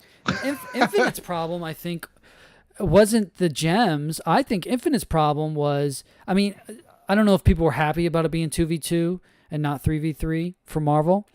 But I think the graphics were, believe it or not, I think that because people knew it looked like shit, they did not like the look of that Marvel vs. Capcom Infinite. And that died way faster than Street Fighter Cross Tekken. And weren't they even supposed to do like a borderline sequel to that game where it was going to play on the Tekken engine? Well, there wasn't that the original The plan was Street Fighter Cross Tekken is coming, and Tekken Cross Street Fighter is being made by Namco on the Tekken side of things, so a 3D fighter. Now, they did bring Akuma into Tekken 5 or 6, whatever that game was, or Tekken Tag, whatever it was. They did bring Akuma in, but they never did. After Street Fighter Cross Tekken did bad, they just... Yeah, they kind of just dropped it. Yeah. I like Street Fighter Cross Tekken as far as combos, and the game was deep. The game had that Pandora system that didn't even get really explored because the game just died so fast. Yeah. It was a neat game. Same thing with Infinite. Winter Soldier and Infinite is sick. Marvel vs. Capcom Infinite. Street Fighter Tekken was the one that I was really excited for because, like, I like Street Fighter. Like, I'm not a diehard, but like, I actually played Tekken more when it came to like Tekken and Dead or Alive were like my two favorite like 3D fighters. So I was like, sweet, like, I was enjoying the game, but like you said, it was like dead in 3 weeks. You were like, oh, okay, no one's playing this anymore. Cool. Yeah, that's a shame because, I don't know. What are you going to do? Some of these games just don't work, I guess. I don't know. I would love for Capcom to have another game going. Capcom's dumb, though. That's why I'm hyped about these Mega Man toys and the Street Fighter toys by Jada Toys. They're doing a Street Fighter line. Obviously, Storm Collectibles does Street Fighter, right? But you're talking $90 at least figures. They're very nice. They're nice and big. They come with a lot of accessories. The figures move nice. I have the Zangief. He's amazing. But I have Reptile, which I'm going to take him out of the box. I have to. Oh, yeah. He's nice, man. I had one from GameStop. They put on a stupid cheap sale, like $50, and they canceled it on me. So I never picked one up. But that's a good thing because I'm not trying to get into. I still have some in stock, man. Yeah. I can't get into another line, AJ. I just can't. I'm buying too much shit. Is it on sale Sunday? It will be. All right, I can tell you that it will be. So yeah, don't just wait till Sunday and see if it tickles your fancy. The Violent Ken did look sick. The 1/4 scale one. Yeah. Oh, that's cool. Yeah, so that's why I'm hopeful. Like Jada Toys doing 2 Capcom properties. I'm hopeful we get some Resident Evil figures one day, maybe. That's why I'm going to support the Mega Man and the Street Fighter from them. First of all, they're only $25. Are they going to be full 6-inch? I don't know, but you know what? For the price, you'll get a nice figure, and I'm hopeful that it leads to a good relationship with Capcom. And, I'm just hopeful somebody makes these damn Resident Evil toys one day, but Monster Hunter, man. Oh, Monster Hunter is huge. I'm surprised they're not pumping out more Monster Arts for those. They've done a few, but not too many yet. Yeah, I don't know. There's only been 3, I think. Yeah, maybe one was like a repaint that's coming or something like that. I think there's like another color version that either came out or is coming out. I forget. And I like Monster Hunter. I don't personally play it very much. And it saved Capcom. It's kept Capcom afloat for a long, long time. Because Capcom somehow, with the biggest properties you've ever heard of, can't make any money. I don't know how. They just can't. NetherRealm seems to be making money, but stop putting out bad games. That's probably number one. Cross Tekken probably hurt. It probably did, yeah, because they probably even Infinite probably hurt. I wouldn't be shocked if they had money already invested in the Tekken side, the Tekken game, like probably like 25% done or something, Right. and then they were like, and throw this. Yeah. Never mind. And somehow Sony helped fund Street Fighter V. Sony has a piece of that somehow, some way. So. But yeah, no, NetherRealm's Monster doing Hunter is great, big. man. I mean, Yeah, hell, they- the I next. don't know how. Dude, their games so like I They mean are you good. had Injustice games are phenomenal, and then you bring in the casual aspect of it just being DC. I wonder if it's like the story mode being that good is so important to just selling the game, I think so. That was always the thing that grabbed me more with Mortal Kombat over like Street Fighter was they always had stories in their game. Like it wasn't just like, hey, we're at a tournament, let's fight. It was always like, yo, this is a different realm. These people are crazy over here. Especially with the stories from 9, 10, 11, they're fantastic. Yeah, and then the Injustice storyline was great. Everyone always wants to see Superman lose his shit, Yeah, so yeah. can't go wrong with that. So the Injustice storyline was really good, and that just helps. Like because now you're connecting with like that animated series fan base who are like, hey, you know what? I'll pick up this game just for the story. They don't really care about the fighting; they just want to play the story. Yeah, they kill it with the storytelling at least. And Capcom tried that with Street Fighter V, but it was after the game was already out. They tried to do a story mode after the game was out. Street Fighter V, when it came out, was bare bones. No arcade mode. You had training, 2-player, maybe trials. I think trials, but there was no arcade mode type play. Yeah, it was bare bones, and then they put out story mode and things. This sounds like to go back to your point. How does Capcom not make any money? I don't know what Capcom's problem is sometimes. That could be part of it, right? And they there. have like, the biggest franchises: Monster Hunter, Resident Evil, Mega Man. All these things that should be printing money for them. Yeah. That they don't utilize. They don't license things out. You need more. Put some action figures. I don't know why Mega Man's not on the shelf next to what's the other stuff right now, like Sonic and Mario on the toy shelves. I think Mega Man should be on the toy shelves. He's such an iconic character with enough characters to go crazy. Yeah, but he hasn't had like a big mainstream game. Like there's no Metroid Dread for Mega Man. Right. And which honestly, it's the same fucking character essentially. Like I'm sorry. They have the same kind of power gimmicks. So it's like just give us that. It hurts. It's kind of like it's like Ultraman, man. It's like why can't this be popular here? Why? Especially when you have things here that are very similar that are popular. Mm-hmm. So it's like just like Samus is super popular here, but Mega Man is not. Mm-hmm. And you're like, well, they're kind of very close. They almost look the same. One's blue, the other one's red and orange. I don't know. And I'm not even a crazy Mega Man fan. I just think it's a great property that should be doing well, along with like Monster Hunter is always doing well.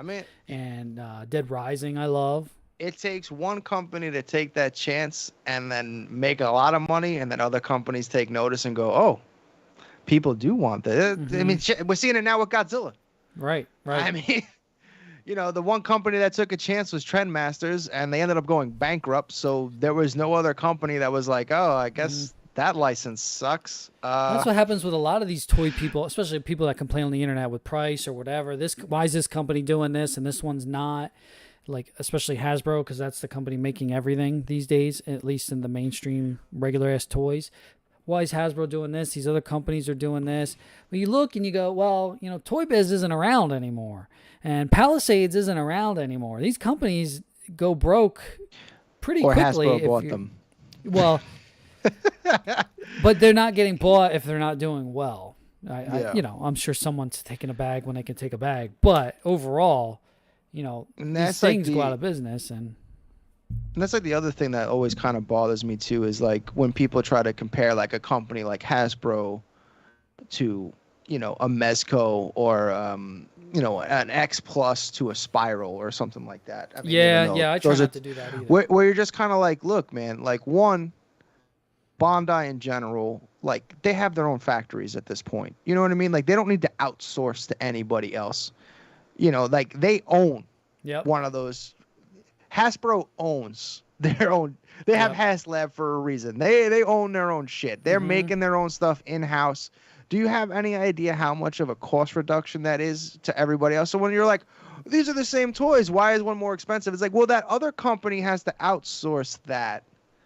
Yep. Because they're not big enough to own their own facility. I mean, hell, how many toy factories are there even in China? Right. 4? And it's impressive that like someone like Neca, who is big but not that big, it's impressive that they've kept their prices not too crazy yet. Like they really haven't had significant price raises yet. Well, it's just like Funko, where the reason why they're able to really stay price competitive in that thing is because they know they have no issue pushing the numbers that they can produce. So when they're just like, yeah, we're going to make 90,000 of these.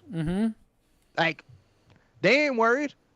They good. You know, they have their business model is working. And whether, you know, some people like Funko Pops, it's like, yeah, they're $7. But again, there's like 50,000 of them. Yeah.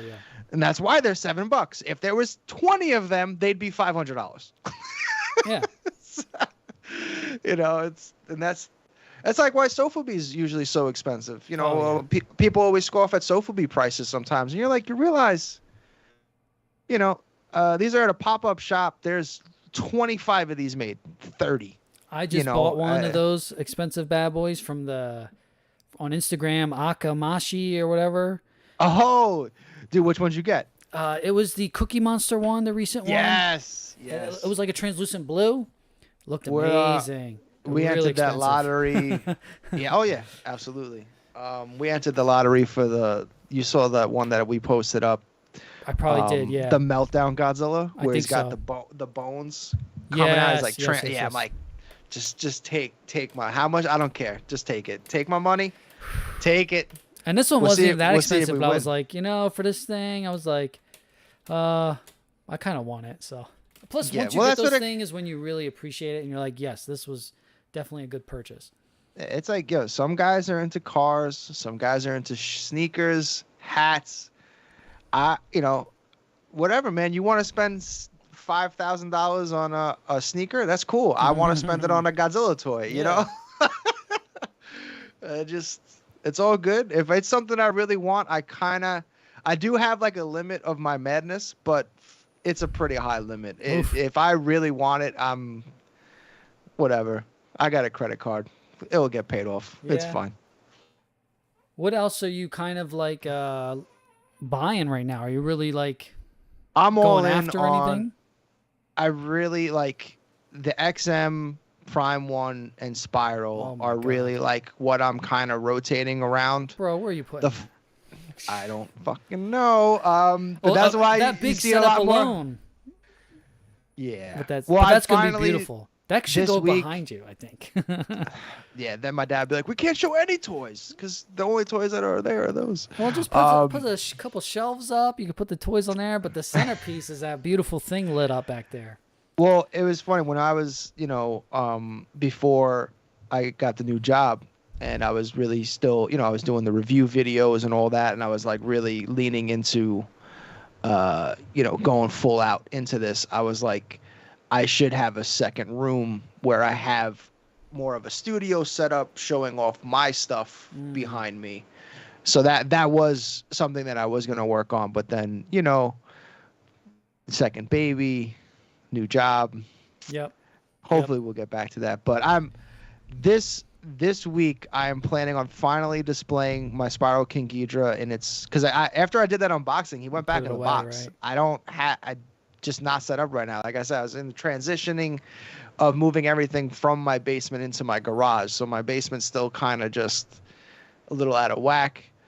But that, and then I got the Prime 1 Godzilla bust that I need to unbox finally. So I think that's how Sunday's show is going to kick off, with that unboxing and then the clearance sales and all that.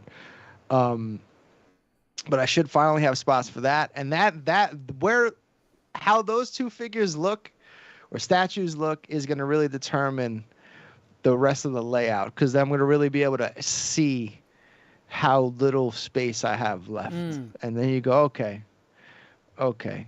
Because in my mind, that Prime 1 diorama, the Godzilla and Kong, even though I did get the full one with the crazy tower in the middle, Whew. I'm probably like, for me as a collector, I was just curious. Like, I want to see this. Yeah, that's what I mean by like some of this shit you're never gonna see unless you buy it. Because that's really like Prime 1 was taking a chance on that, like really going full out with the whole building display. Savage. You don't see companies do that. No. So I was like, I want to see what this ends up being. And that's not for your average guy to buy.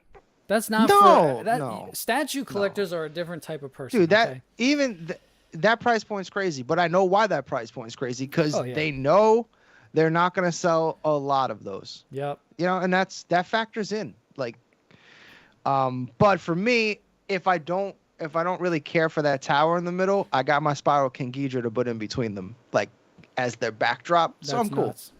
That's what I plan on doing with those three. But yeah, so I got the XM Space Godzilla on pre-order because I needed to have that. Yeah, that looks good. I wish, well, like I said, I don't go back. I don't do old figures.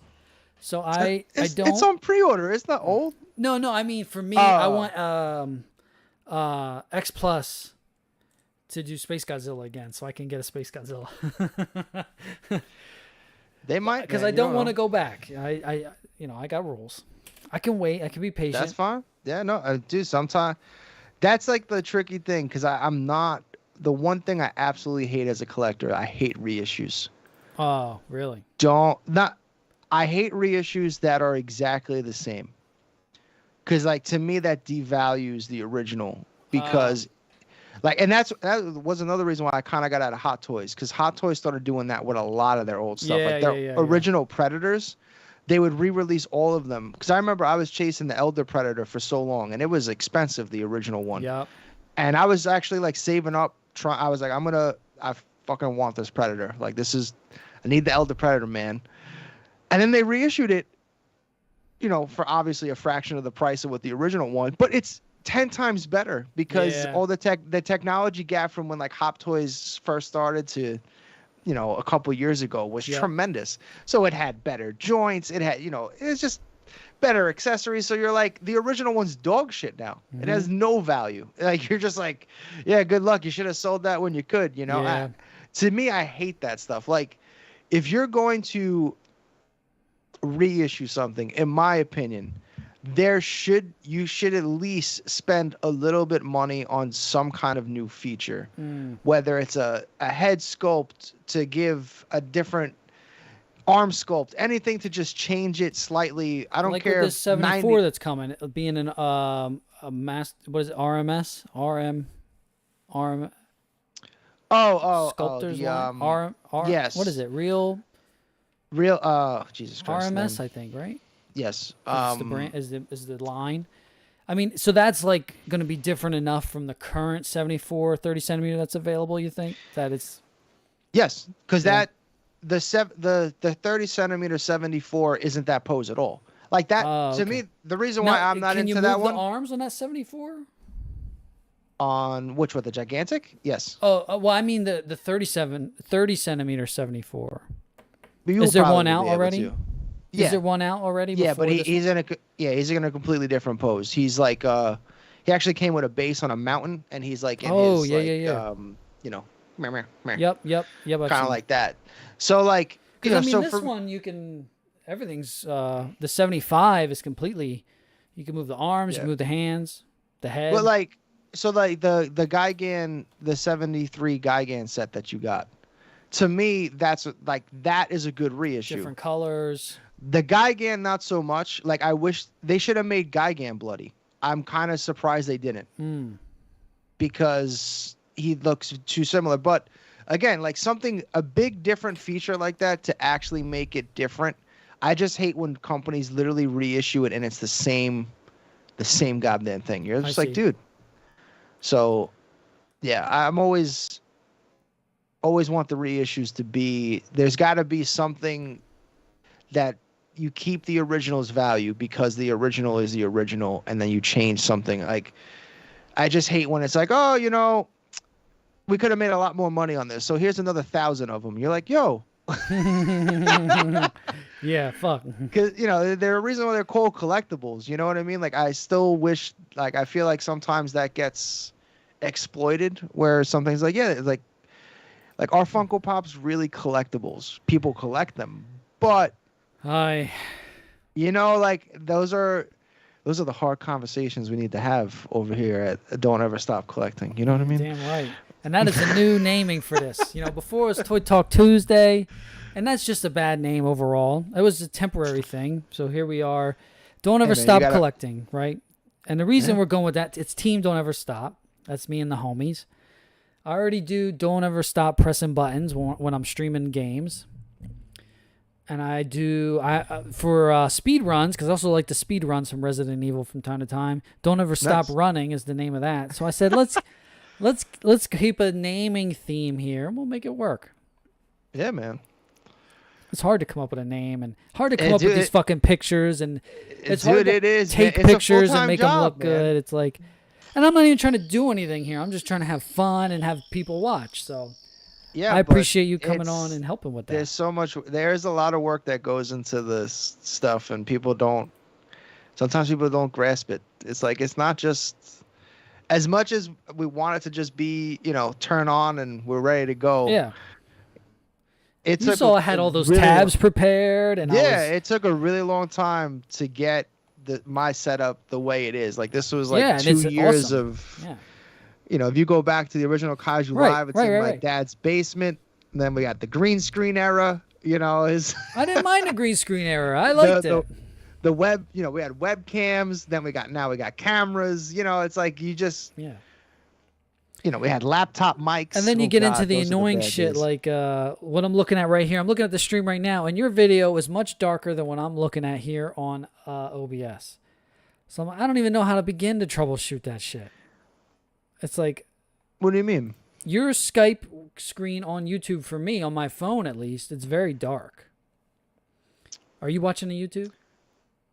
Hold on. On my computer, it looks exactly how I look. Oh, you know what? That does look a little better. I had something on my phone on. The nighttime mode was on because it's after midnight. Oh, okay. I'm like, man, I don't look. It does look pretty good. Jeez. It's a little maybe dark, but not bad. Hold on, let me brighten up. Thank you, Ray. Okay, cool. Just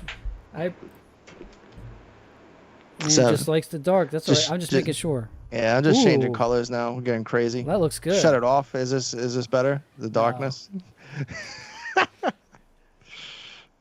Hey man, I appreciate you guys coming on. I appreciate everyone watching. 10 viewers. Thank you so much. It looks like 10 viewers on this. I don't know how accurate it is. Well, no, I think we had more than that at one point. Yeah. But man, awesome stream, man. I hope you had fun. I did. Cool. Thank you so much for having me. No, please. Hey, I need someone to come on and chat. My dad he likes to chat, but I think I throw a lot at him sometimes. And I'm like, look at all this shit. He's just like, okay. Yeah. And he loves it though. He loves a lot of it, but yeah, sometimes I don't. That's why I bring my buddies on. They get very, I need the enthusiasm like what you brought today. I appreciate it, man. Yeah, man. Well, if any Tuesday where you got something open and I'm not caught up at work, man, let me know. You're welcome. No, you let me know you want to come on, please. All right. Please. Sounds good. I got a few people lined up. Let me just drop a few names just to see if anyone in the chat. We got Mr. Diego Doom is on. Oh, all right. Because fantastic, absolutely fantastic. I don't know if you know this. He also plays Street Fighter. Oh, absolutely. So he is another person perfect for the stream. I've been talking to him. I want to get him on. Just a matter, same thing with you. Just scheduling a day. Got some other people. Maybe Mr. Kyle from Super 7 was planning to come on. We'll see. Some other cool cats are very nice people. I've been telling them, same thing here. They just want to bullshit. Yeah, man. Yo, the best thing you can do is just ask. Yeah. Dude, I did the same thing like Matt Frank, man. It's like, hey, I had this idea to just do like a live chat. Would you be interested? And he's like, yeah. It's like, holy shit. He seems like, why wouldn't he? Oh yeah, Matt's a great guy. Yeah. And then the same thing with like you, at least, like Peter and all that stuff. You're like, the Peter story is crazy. You better get him on again as soon. Or have you had him on? You've had him on, right? I've had him on Absolutely, twice right? now. Yeah. Yeah. You need to get him on some more before he blows up. I don't know if you saw at Comic-Con. He was getting a lot of noise. Oh, I know. You better have him on there, boy, before he gets too big. We already. It's so crazy because when we first met him, it was 5 points when he was nobody. Oh, nice. And then we found out he actually very cool messaged me. You know, he bought stuff from Kaiju Live. He watched Kaiju Live, and then I didn't realize he was blowing up and asked him like, "Hey man, do you want to do a live chat?" It was like after the one I did with Matt Frank, and then holy shit, you find out like, goddamn. So it's cool to like be part of like the full journey with him. It's so wild. It's like, yeah, now at Comic-Con, the guy's just living his dream, man. I'm waiting for that Walking Dead print because he's on Skybound. I want that Walking Dead print. Yeah, it's coming. It has to. I would love it just to be. I want that goddamn Godzilla vs. Takuro print, man. I need that in my life. Oh yeah. I haven't even checked eBay. I can't even imagine. Well, the only thing we can hope is that he'll get some for his live show, his YouTube show. Where oh yeah, that's probably the best option. That's right. We did play Dead by Daylight with Attack Peter. Very cool. It's pretty awesome. He was actually really good. Did we all got our ass kicked. I think they put Resident Evil characters in that. Yeah, Nemesis is in there. He's broken as hell. Yeah, he has like a zombie with him. You're like, dude, this is bullshit. Yeah. This was supposed to be Jason Voorhees or whoever the fuck chasing me. Very slow. But cool, man. I appreciate it. Yeah, this went awesome. I had a lot of fun. Like I said, you ever want to come on again just to chat? I mean, I'm not promoting anything but the same audience you got. So go ahead and pop your collar with your socials and whatever you're doing. And Sunday night, of course. Yeah. So we got KaijuLive.shop, also Kaiju Live on our YouTube channel. We should be on around 9 o'clock Sunday nights. We try to do 2 a month. We're trying to bring that back anyway. I mean, at least till that baby comes. Yeah. Yeah.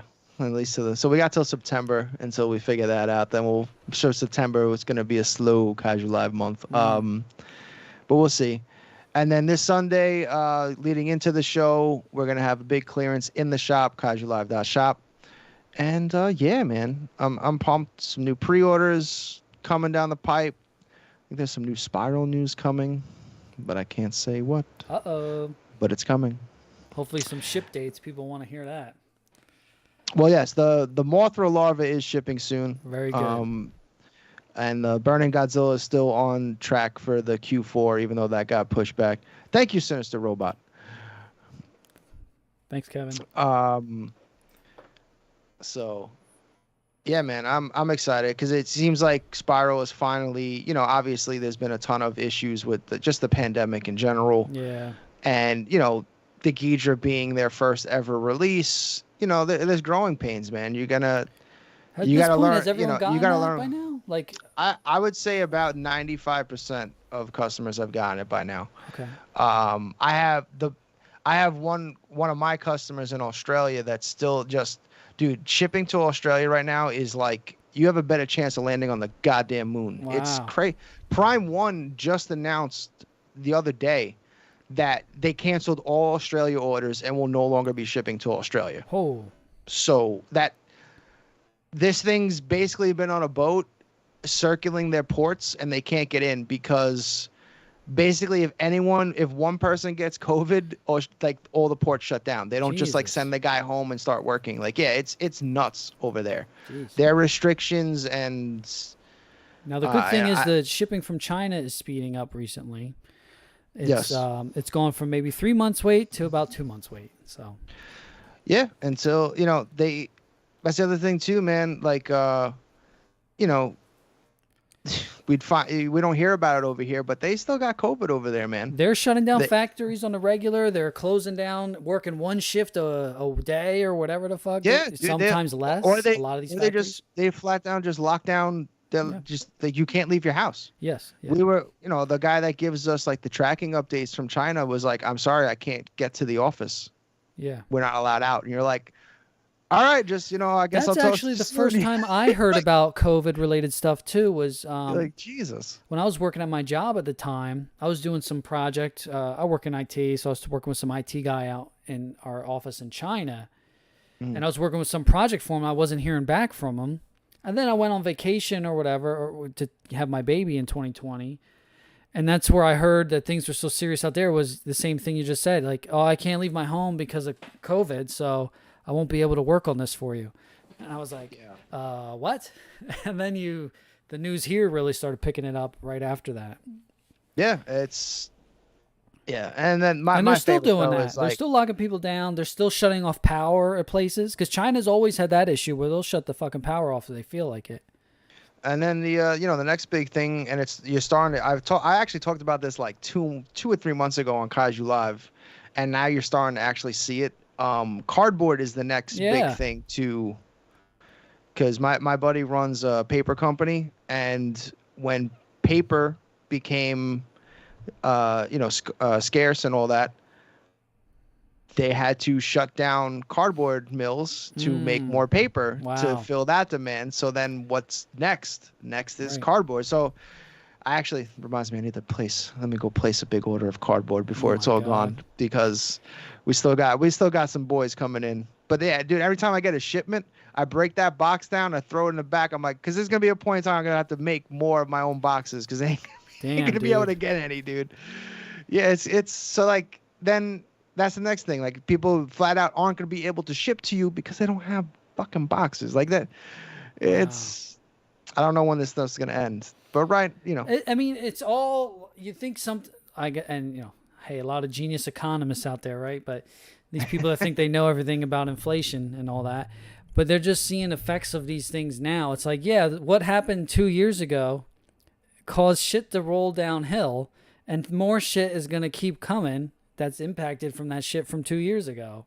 So it's man. It's a nightmare, man. It's crazy. The issue is everything comes from China. Yeah. Like, that's isn't that weird? Flat out, man. It's just everything comes from China. So when China just shuts down for months at a time, you ain't getting your shit. That's as simple as it is. It's until we start switching to more man-made stuff and stuff like that, like aluminum, for instance. But that's also the thing that I find hilarious. Obviously, there'd be a copper shortage because most of the copper fields are, of course, in China. Oh, shit. Aluminum is a man-made thing, but all of a sudden you see an aluminum jack up, and you're like, yo, you literally make it. Like, it's not something you mine or like you make it. It's just like gas prices. Yeah. It's like the U.S. is the number one oil producer now, but yet if we went to the gas station, you would think we can't get it at all. And it's just like, well, that's bullshit. Crazy. What about the baby formula shortage? Have you? I don't know if that's still an issue because that has us scared. I forgot about that. And you got actually Kelly was talking about that the other day too. I mean, she does try. This might creep people out, but breastfeeding is a real thing. Ew. Yeah. How dare you? And I know with Abby, she basically did it for about 6 months. Wow. So I think ours had us doing it for a year. Our pediatrician. Oh no, it was just more like she just couldn't do it anymore. Like, it was like sometimes. I was thinking of baby formula, but breastfeeding. Yeah, my baby never breastfed really. Oh no. So Kelly was doing the breastfeeding for like 6 months. So, but sometimes that. Sometimes it doesn't click. That doesn't take. Yeah, it's not. Yeah, it's scary, man. Easy. Yeah, so like we have no idea. So if we're formula bound. Yeah. Shit, man. I don't know. I haven't checked recently, but I'm gonna probably have to start buying some because I'm gonna need it most likely. But then you don't want to stock up too crazy, or maybe you do. I don't know. But also your baby might not like Similac fucking regular, Similac low. Fuck it, man. Lactose, We're just gonna go straight to almond milk. Just say fuck it. Who knows, man? Let's see if this works. You like this? Yeah. Drink it. We're working on getting the baby off the nighttime bottle now, so that's a current challenge. Abby, we've been blessed, man. Abby goes to bed, has never had problem sleeping. We're trying to lean her off of a pull-up, but how old's Abby? She's 4. Oh, okay. So, we're working on that, and that doesn't go well. She, then we gotta clean the sheets because she pissed all over it. And you're like, oh, Yeah, okay, that's all we'll right. we'll just buy more pull-ups. Fuck it. Yeah, it's tough. I mean, my little girl, she seems so smart. Once she starts things, she really catches on. It's just getting her going, and then she'll be all right, I think. Ray says just throw lettuce and steak at Yeah, the baby. fuck Yeah, it, that probably chew it easy. up. It's like a turtle, Some just throw lettuce people at her. do say you can give baby meat when they have no teeth. Some people are okay with that. I don't think so. I mean, I mean, hey, I did give Abby as a joke, and she chewed on it, but I didn't let her eat it. You know what I Yeah, mean? yeah. Like, but no, I don't think you should give babies steak. scary. But what do I know? I know nothing. I just know about toys. Yeah. Once again, dude, you're the man. Thank you so much for coming on. We'll do a nice Thanks for sign having off me, here. man. No, please. Thank you so much. Anytime you want to do anything, you want to open some stuff, you want to play with some stuff, you want big news to chit chat about, want to talk Evo next week, whatever. Or when's Evo is okay. August 5th. When is that? Oh, that's weird. I feel like this is the first Evo not in July then, right? Next weekend, yeah. Yeah, late July, early August, I think, is the common time.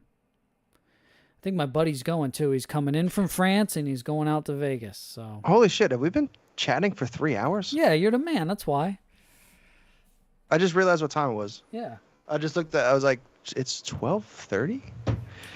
Yeah, Kelly's gonna be like, are you fucking kidding me right now? You still haven't come up to see me? My wife might be the same, but she's been asleep, so I don't know. Thank you so much for everyone watching. I appreciate it. If you guys like this, like I said, I got some other people coming on, follow. If not, whatever. It's all good. I'll be here. Thank you so much. Have a good night, everybody.